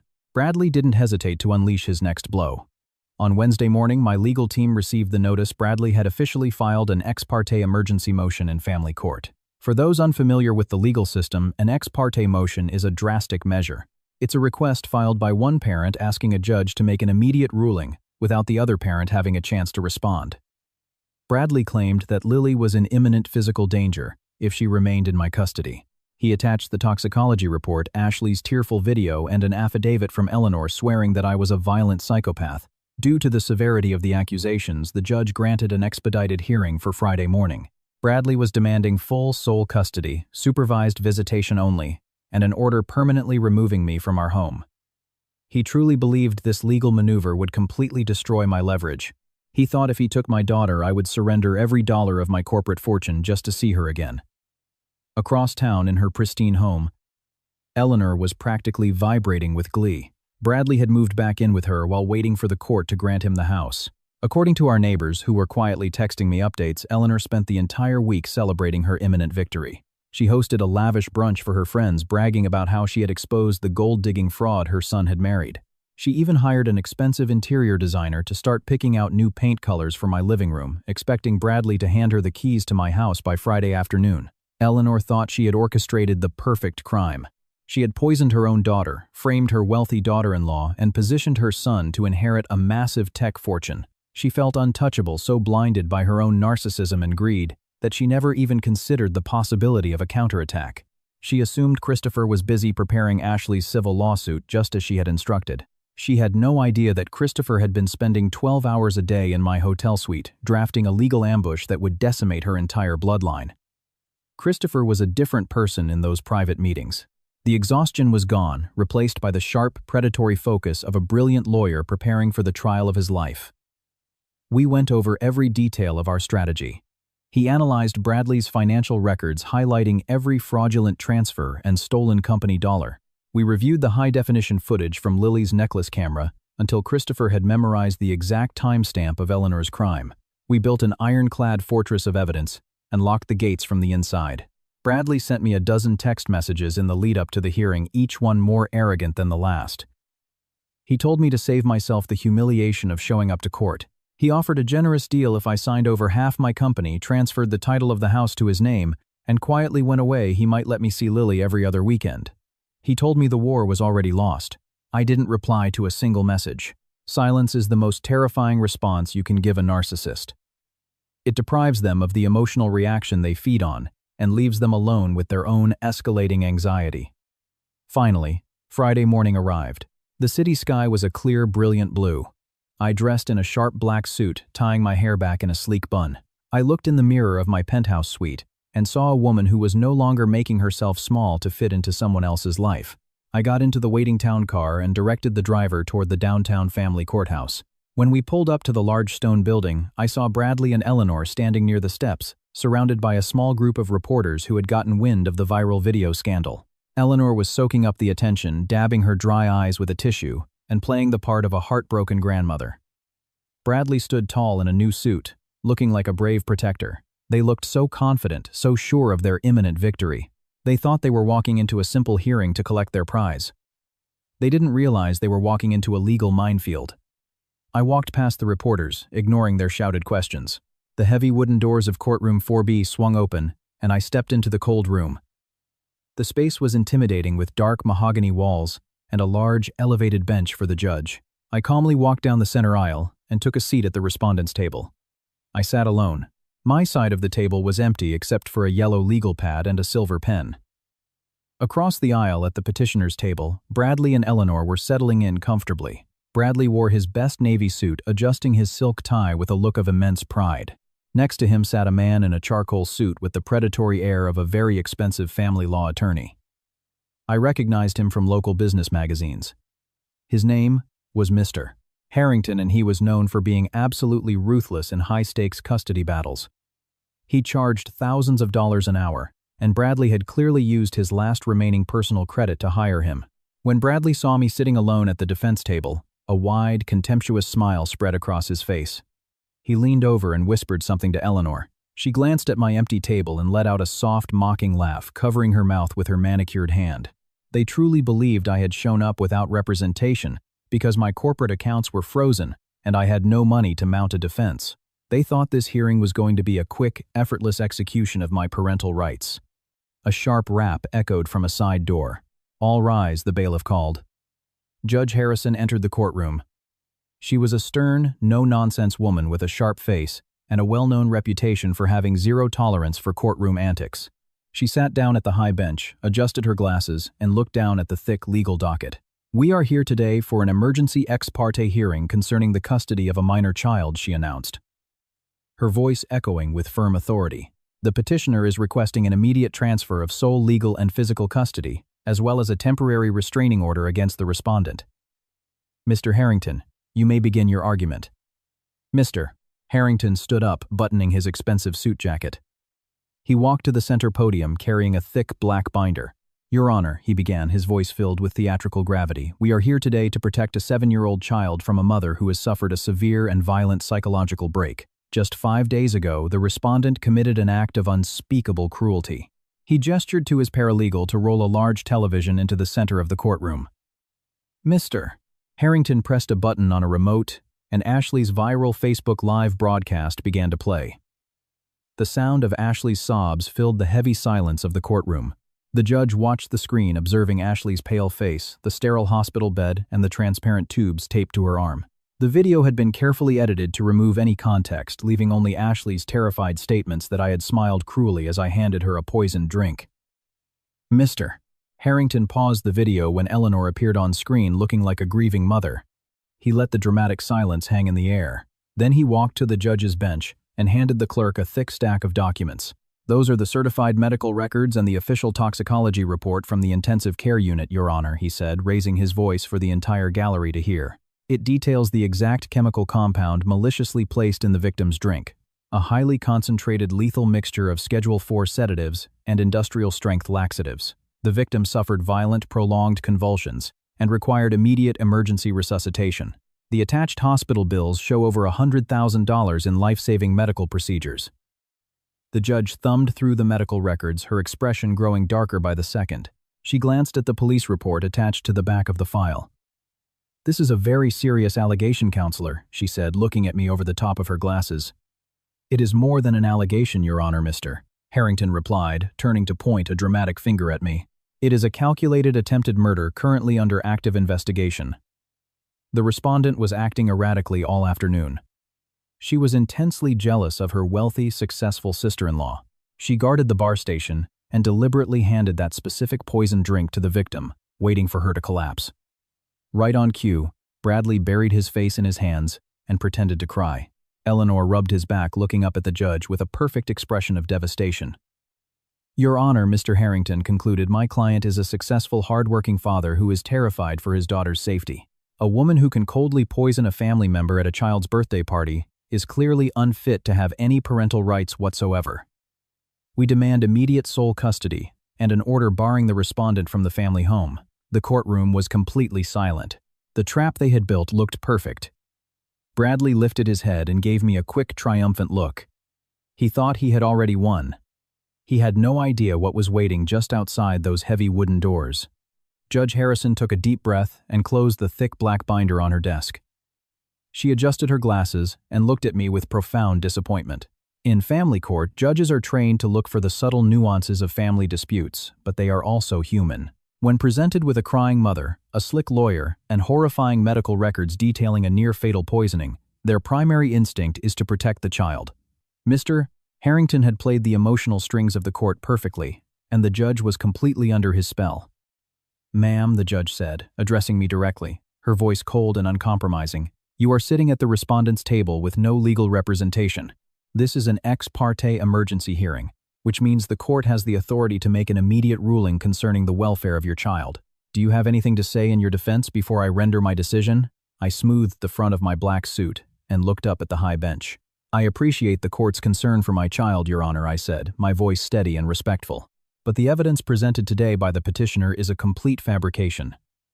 The medical records are real, but the narrative surrounding them is a carefully orchestrated lie designed to steal my child and seize my assets." Judge Harrison frowned deeply, clearly insulted by my calm demeanor. "A fabrication," she repeated, shaking her head in disbelief. "I am looking at a toxicology report from a respected hospital. I am looking at an active police investigation case number, and I have just watched a video of your sister-in-law weeping in an intensive care unit after ingesting a lethal dose of chemicals at a party you hosted. The court does not consider this a fabrication." Bradley sat up, leaning over to his lawyer, trying to hide his massive smile. Eleanor let out a soft, dramatic sigh, pressing her tissue to her chest. They were reveling in the judge's chastisement of me. The judge folded her hands, resting them on top of the files. "Let me be clear," she continued, her tone shifting to a serious judicial lecture. "Family court is not a forum for petty jealousies or corporate disputes. My only responsibility in this room is the safety and well-being of the 7-year-old child caught in the middle of this disaster. Based on the compelling preliminary evidence presented by Mr. Harrington, I have grave concerns about your mental stability and your fitness to parent. She looked around the silent courtroom, ensuring her words carried the full weight of the law. A mother who would deliberately alter a drink at a child's birthday party with powerful sedatives and laxatives represents a clear and present danger to anyone in her vicinity. The fact that you stand there with no apparent remorse only reinforces my decision today. I remained silent, letting her finish. In any other situation, standing quietly while a judge berated you would be terrifying. But I knew exactly what was about to happen.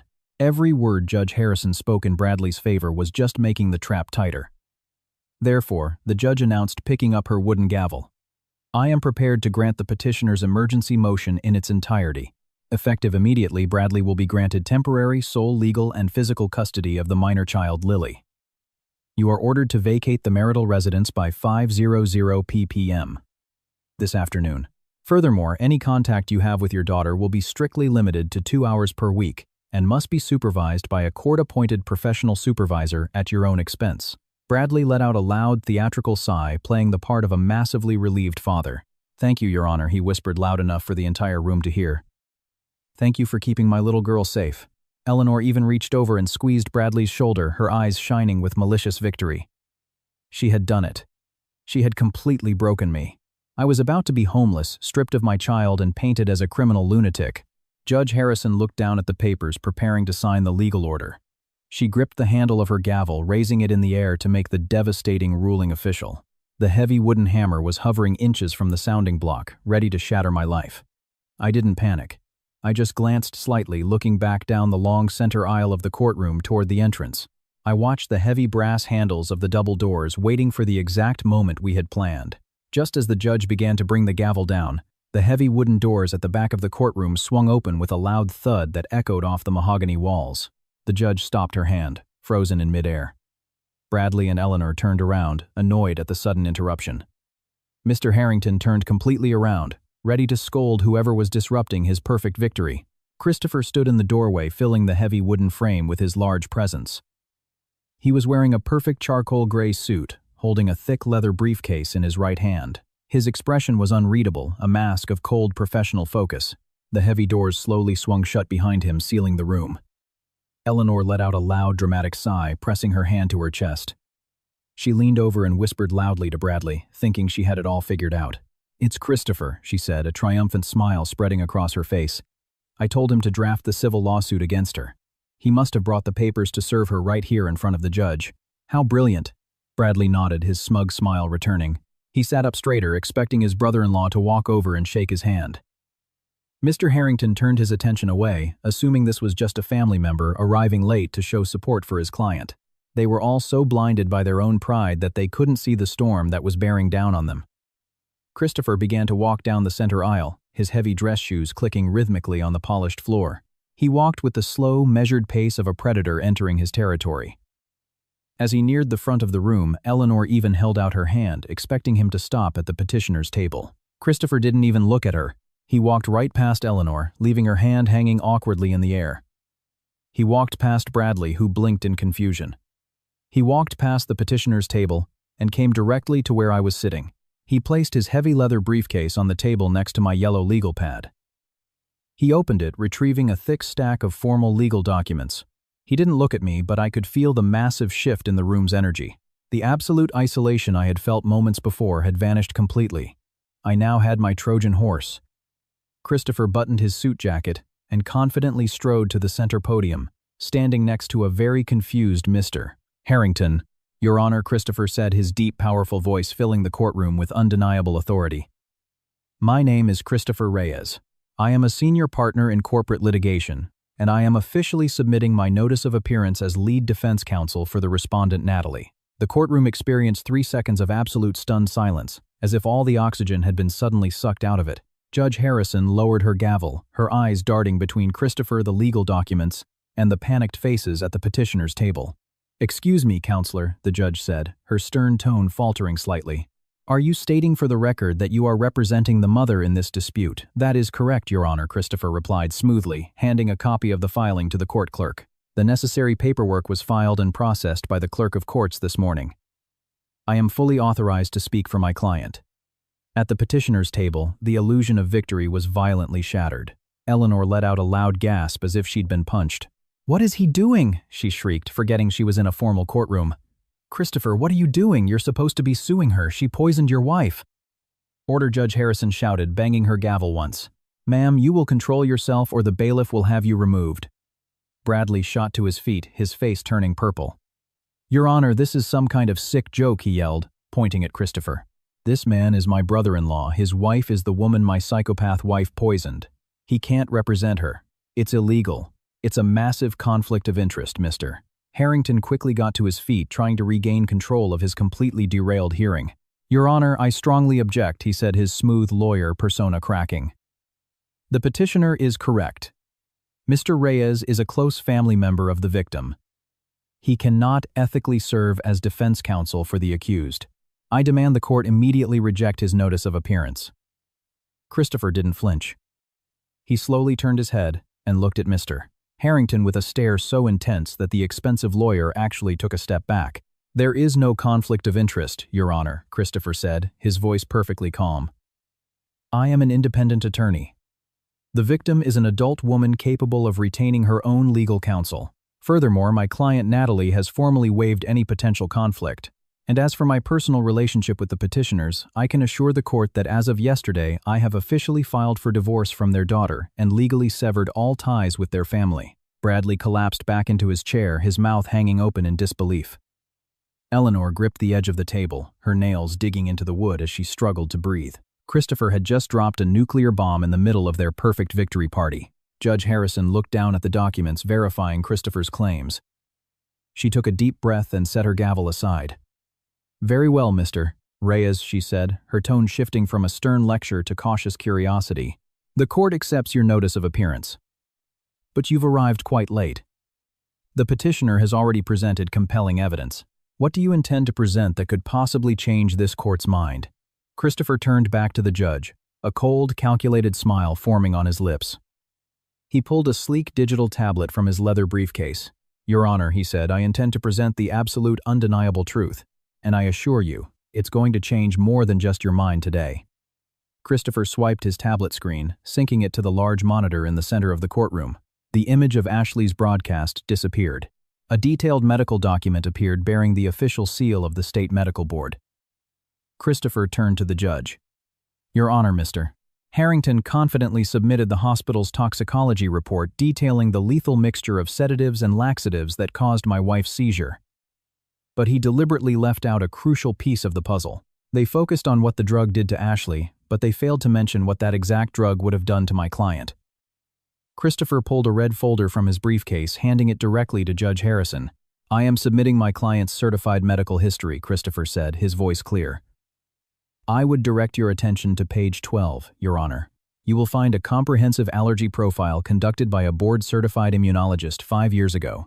Judge Harrison opened the folder, her brow furrowing as she scanned the text. "My client has a severe, life-threatening allergy to a specific synthetic binding agent," Christopher explained, pacing slowly. "It's a rare compound used almost exclusively in the exact brand of pharmaceutical laxatives that were placed in that margarita. This isn't a mild intolerance, Your Honor. This is stage 4, severe anaphylaxis." The courtroom was dead silent. Mr. Harrington was frantically flipping through his own toxicology report as the reality sank in. If Natalie had taken a single sip of that drink, Christopher continued, his voice dropping to a grave tone, she wouldn't have just experienced an upset stomach. Within 60 seconds, her airway would have swollen completely shut. She would have gone into anaphylactic shock followed by cardiac arrest. She would have died suffocating on her own patio before the paramedics could have ever reached her crowded street. Judge Harrison looked up from the medical file, her eyes wide with utter shock. She looked at me sitting quietly at the defense table, and then slowly turned her gaze to Bradley and Eleanor. Bradley was gripping the edge of the table so tightly his knuckles were white. He knew about my allergy. We had kept special epinephrine auto-injectors in our kitchen cabinets and in my purse for years because of this medical condition. He knew exactly how dangerous that specific chemical was to my system. "This was not a prank gone wrong, Your Honor," Christopher boomed, his voice echoing, "and it certainly wasn't a case of a jealous wife lashing out at a birthday party. The powder used in that drink was highly specific. It was calculated. It was a targeted biological weapon designed specifically for the respondent's unique medical vulnerabilities. Mr.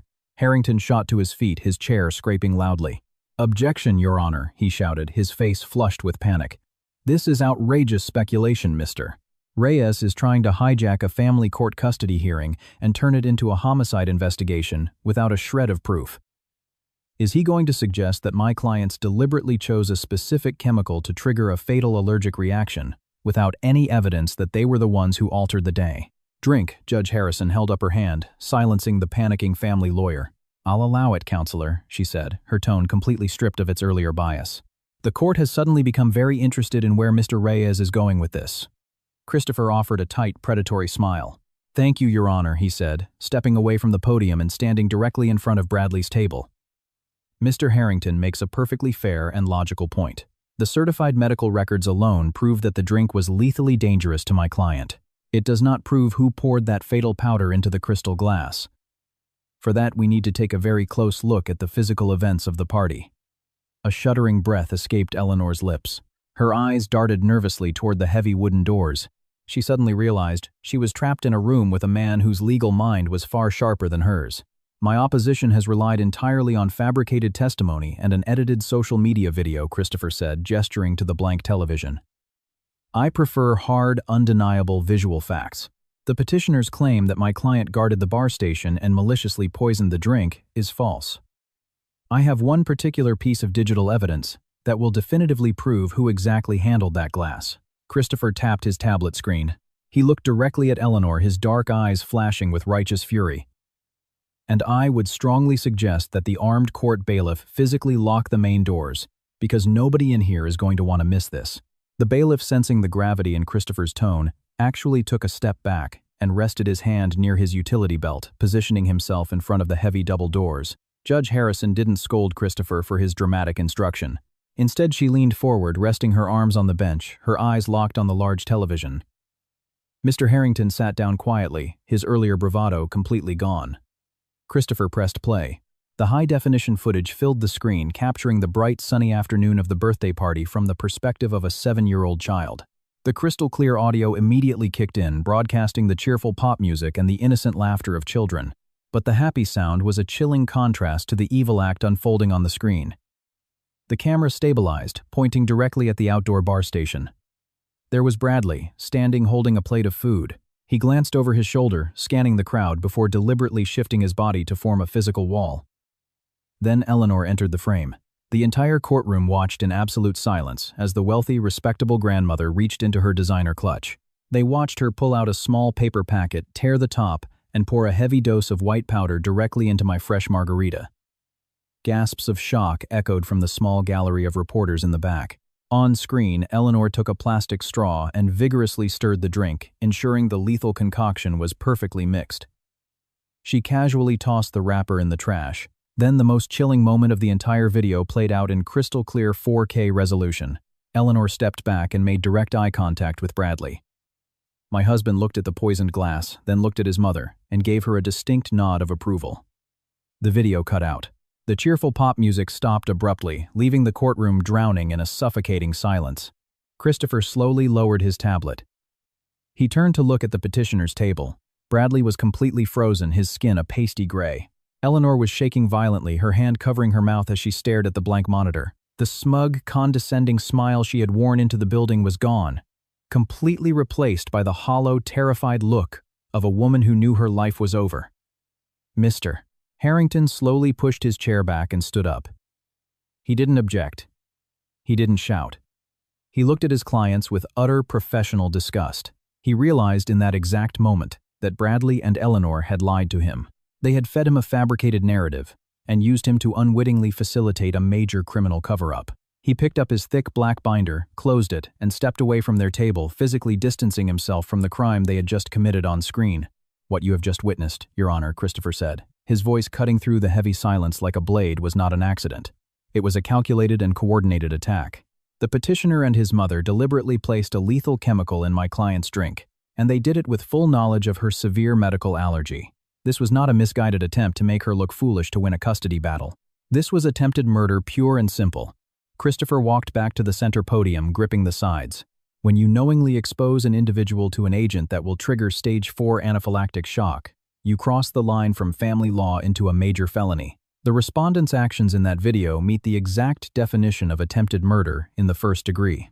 And because Bradley actively shielded her and approved the action, he is a full accomplice." Judge Harrison looked utterly horrified.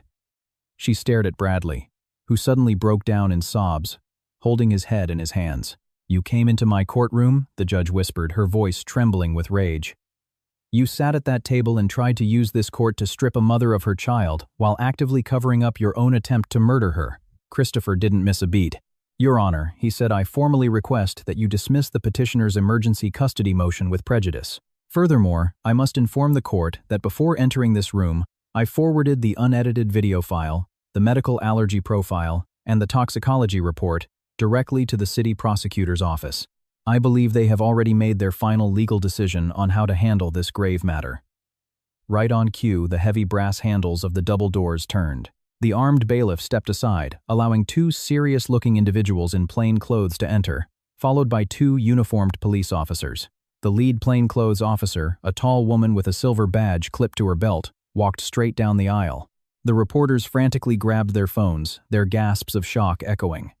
Judge Harrison stood up from her bench, completely bypassing standard court decorum. She pointed her wooden gavel toward the petitioner's table. "I am officially suspending this emergency custody hearing indefinitely," she announced, her voice filled with finality. "This court will not be used to facilitate a criminal conspiracy." The detectives didn't even glance at me as they walked by. They didn't stop at the defense table. They marched directly to the petitioner's table, where Eleanor and Bradley were practically frozen in their chairs. Mr. Harrington, the expensive lawyer, wisely took another step back, holding his hands up to show the detectives that he was completely disassociating himself from his clients.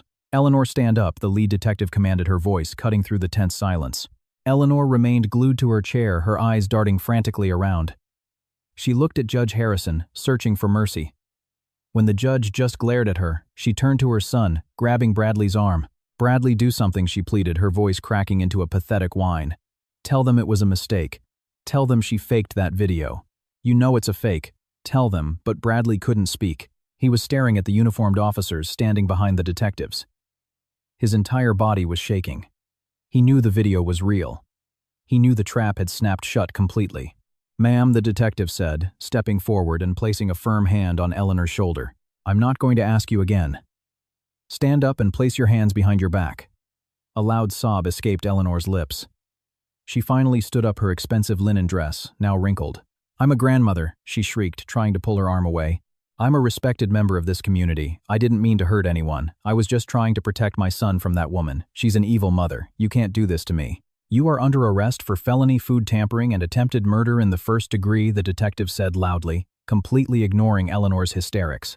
The words hit the courtroom walls, carrying the massive weight of a 20-year mandatory minimum sentence. The detective grabbed Eleanor's wrists, pulling them roughly behind her back. The sharp, metallic click of handcuffs echoed loudly.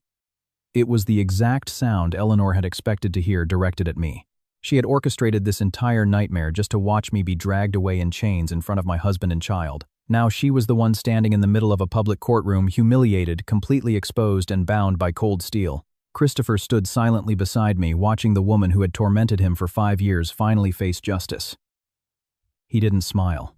He just watched with the cold satisfaction of a lawyer who had delivered a perfect kill shot. "Mom," Bradley cried, tears streaming down his face as the officers began to escort Eleanor away. "Mom, I'm sorry, I don't know what to do. Call my lawyer, Bradley." Eleanor screamed as she was pushed toward the door. "Call the bank, use the house money, get me out of here right now." But Bradley just stood there looking pathetic. He couldn't call a lawyer because he had no money. He couldn't use the house money because the house belonged to my trust fund. His entire fraudulent life had been meticulously dismantled. He was watching his mother get dragged off to face a massive prison sentence, and he was completely powerless to stop it. The reporters in the back were typing furiously on their phones, documenting every second of the dramatic arrest. Eleanor, who cared more about her public image than anything in the world, was being paraded in front of them in handcuffs, her mascara running down her face. As Eleanor was pushed out the door, her hysterical cries slowly faded, leaving a heavy silence in the courtroom. Judge Harrison slowly sat back down in her leather chair, taking a deep breath. She looked at the empty seat where the arrogant grandmother had been sitting. Then, the lead detective slowly turned her attention back to the petitioner's table. She pulled a second pair of handcuffs from her jacket pocket. The nightmare for the family was not over. The architect of the poison was gone, but the willing accomplice was still standing before us. Bradley wiped his nose, completely unaware that the detective's eyes were now locked on him. The detective took a slow step forward. "Bradley," she said, her voice booming, "you are also under arrest for conspiracy to commit felony food tampering and accessory to attempted murder in the first degree. Please turn around." Bradley froze. His eyes shot to the heavy wooden doors. The reality of his absolute ruin finally hit him. He didn't surrender peacefully. He panicked. Bradley shoved his chair back so hard it toppled over, and he bolted. He ran down the center aisle, his expensive dress shoes slipping slightly. He actually thought he could outrun the consequences of his actions, but he didn't even make it halfway. The armed court bailiff stepped directly into his path. Bradley tried to dodge him, but the bailiff lunged, tackling him and bringing him to the floor with a heavy thud that echoed loudly. The two police officers were on him in an instant, pressing their knees into his back and wrenching his arms behind him. "Get off me," Bradley screamed, his voice cracking with terror as the officers pulled his wrists together. "I didn't do anything. It was my mother. It was all her idea. She made me do it." He instantly sold out the woman who had just been dragged away. The sharp click of the handcuffs sounded like a final punctuation mark on his pathetic life. The officers hauled him to his feet, holding him firmly. His expensive navy suit was wrinkled and covered in dust. His tie was askew and his face was streaked with sweat and panicked tears. He looked nothing like the arrogant CEO who had walked in just an hour before. As Bradley was being dragged out, a fragile figure slowly stood up from the back row. Ashley.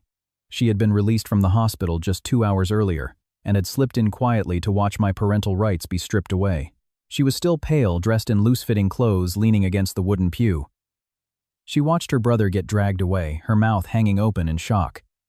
Bradley didn't even look at her. Slowly, Ashley turned her gaze to the front. Her eyes met her husband's. Christopher was standing silently. He picked up a fresh manila envelope from his briefcase. He didn't look angry or sad. He just looked done. He buttoned his suit jacket and walked slowly toward the woman he had once promised to spend his life with. Ashley took a weak step forward, tears welling in her eyes. "Christopher," she whispered, her voice trembling. "What's happening? Why are they arresting Bradley and my mother? You were supposed to be suing Natalie for me. You promised you would protect our family." Christopher stopped in front of her, his expression completely devoid of any affection. "I am protecting my family, Ashley," he said, his deep voice ice cold. "I'm protecting my son." He held out the thick manila envelope, pressing it into her trembling hands. "You've been officially served," he said, loud enough for the court clerk to hear. "Those are divorce papers. They include an emergency petition granting me full legal and physical custody of our son, citing gross criminal endangerment and a deeply toxic domestic environment. I've already obtained a temporary restraining order barring you from coming near our son or our home." Ashley stared down at the envelope, her hands shaking so badly she almost dropped it.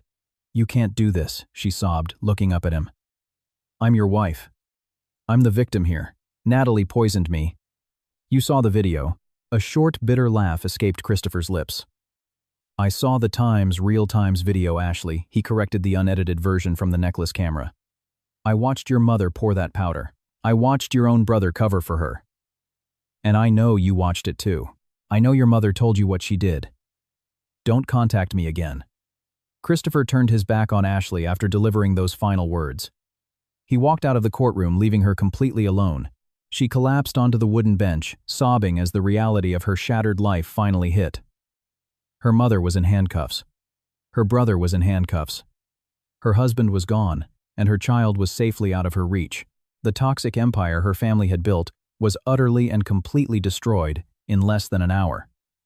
The following months played out with beautiful efficiency. The justice system moved swiftly thanks to the undeniable high-definition video. Eleanor was formally charged with attempted murder in the first degree. At her arraignment, her expensive defense attorney practically begged the judge to grant her house arrest, citing her age and supposed standing in the community. But the judge looked at the calculated evil in the video and immediately denied bail. Eleanor was officially classified as a severe danger to the public and a flight risk. She spent the entire trial locked in a cold jail cell, stripped of her expensive clothes and designer perfume. When the final verdict was read, Eleanor was sentenced to 20 years in a maximum security state prison. The woman who cared so much about her public image became a permanent resident of the state penal system. Bradley's fate was no better. His pathetic escape attempt added an evading arrest charge to his list of felonies. With Apex Logistics bankrupt and his personal accounts frozen, he couldn't even afford a private lawyer. He was forced to use an overworked public defender, who quickly advised him to take a plea deal. Bradley pleaded guilty to accessory to attempted murder and criminal conspiracy. He was sentenced to 7 years in federal prison. On top of his criminal sentencing, the family court judge permanently terminated all of his parental rights to Lily, legally barring him from ever contacting us again. The post-nuptial agreement held firm in civil court, leaving him penniless and drowning in millions of dollars of corporate debt. He went to prison with absolutely nothing. Ashley tried to fight Christopher for custody, but her efforts were futile. Christopher presented the court with the full scope of her family's criminal activities and easily won full legal and physical custody of their son. Without Christopher's high income or her mother's financial backing, Ashley was forced to move into a small studio apartment and take a minimum wage job. She spent her days completely cut off from the wealthy social circles she had once dominated. Christopher, on the other hand, thrived. True to my word, CipherCorp officially retained Christopher as our exclusive corporate counsel. With the massive influx of capital from our retainer, Christopher opened his own opulent independent law firm in the heart of the financial district. His new office had floor-to-ceiling windows overlooking the city, a stark contrast to the stuffy corporate firm he had left behind. He was finally his own boss, free from the toxic racism and manipulation of his former in-laws. He quickly became one of the most sought-after litigators in the entire state. As for me, the viral scandal that Bradley and Eleanor tried to use to ruin my company evaporated the exact moment the police released the official arrest record and the unedited necklace camera footage. The internet mob that had attacked me suddenly turned their fury on Eleanor and Bradley. The National Hospital Network, realizing they were dealing with a CEO who could outmaneuver a coordinated criminal conspiracy without even breaking a sweat, immediately resumed the merger negotiations. We closed the deal a month later, tripling the total valuation of CipherCorp. 6 months after that chaotic birthday party, I walked out of the glass doors of my massive corporate office building. The afternoon sun glinted off the CipherCorp logo, which shone proudly on the side of the skyscraper. I was wearing a tailored white suit, holding a sleek leather briefcase in one hand. My other hand was holding Lily's tight and secure. She looked up at me with a bright, happy smile, completely unaware of the darkness we had escaped. A sleek black town car was waiting for us. The driver opened the back door, and I helped Lily climb in before getting in beside her. As the car pulled away, I looked out the window. I was completely free. I was wealthy. And most importantly, I was untouchable. Have you ever had to stand up and outsmart toxic family members who tried to tear you down? Let me know your story in the comments below. If you enjoyed this journey of justice and vengeance, please hit the like button and subscribe for more stories. Remember, your peace is worth protecting. Thank you for watching. The story of Natalie and her deceitful in-laws is a masterclass in dealing with extreme manipulation. The deepest lesson we can draw from her experience is the unparalleled power of emotional control, calculated patience, and silence. When faced with disrespect, betrayal, or evil, our natural instinct is to react immediately. We want to scream, defend ourselves, and desperately prove our innocence. Bradley and Eleanor were counting on this exact reaction. They needed Natalie to break, to cry, to become the unstable woman they painted her to be. Instead, Natalie chose the most terrifying response possible for a narcissist's absolute unshakable silence. By refusing to engage in their drama at the hospital, and by strategically holding back her evidence, until the moment of maximum impact, she let her abusers build their own prison. She understood a fundamental truth about toxic individuals: they are almost always their own worst enemy. When you deliberately deprive them of the emotional reaction they feed on, they become arrogant, reckless, and dangerously overconfident. They inevitably make mistakes. Natalie didn't need to sink to their level. She simply gathered undeniable facts, allied herself with the right people, and waited for the perfect moment in a court of law to let the truth crush their delusions. Her victory wasn't just about securing her wealth or getting revenge. It was about the profound strength it takes to remain silent while a hurricane rages around you. If you're currently in a toxic dynamic, remember to guard your emotional reactions, protect your peace, and share this story with someone who needs a reminder of their own quiet strength today.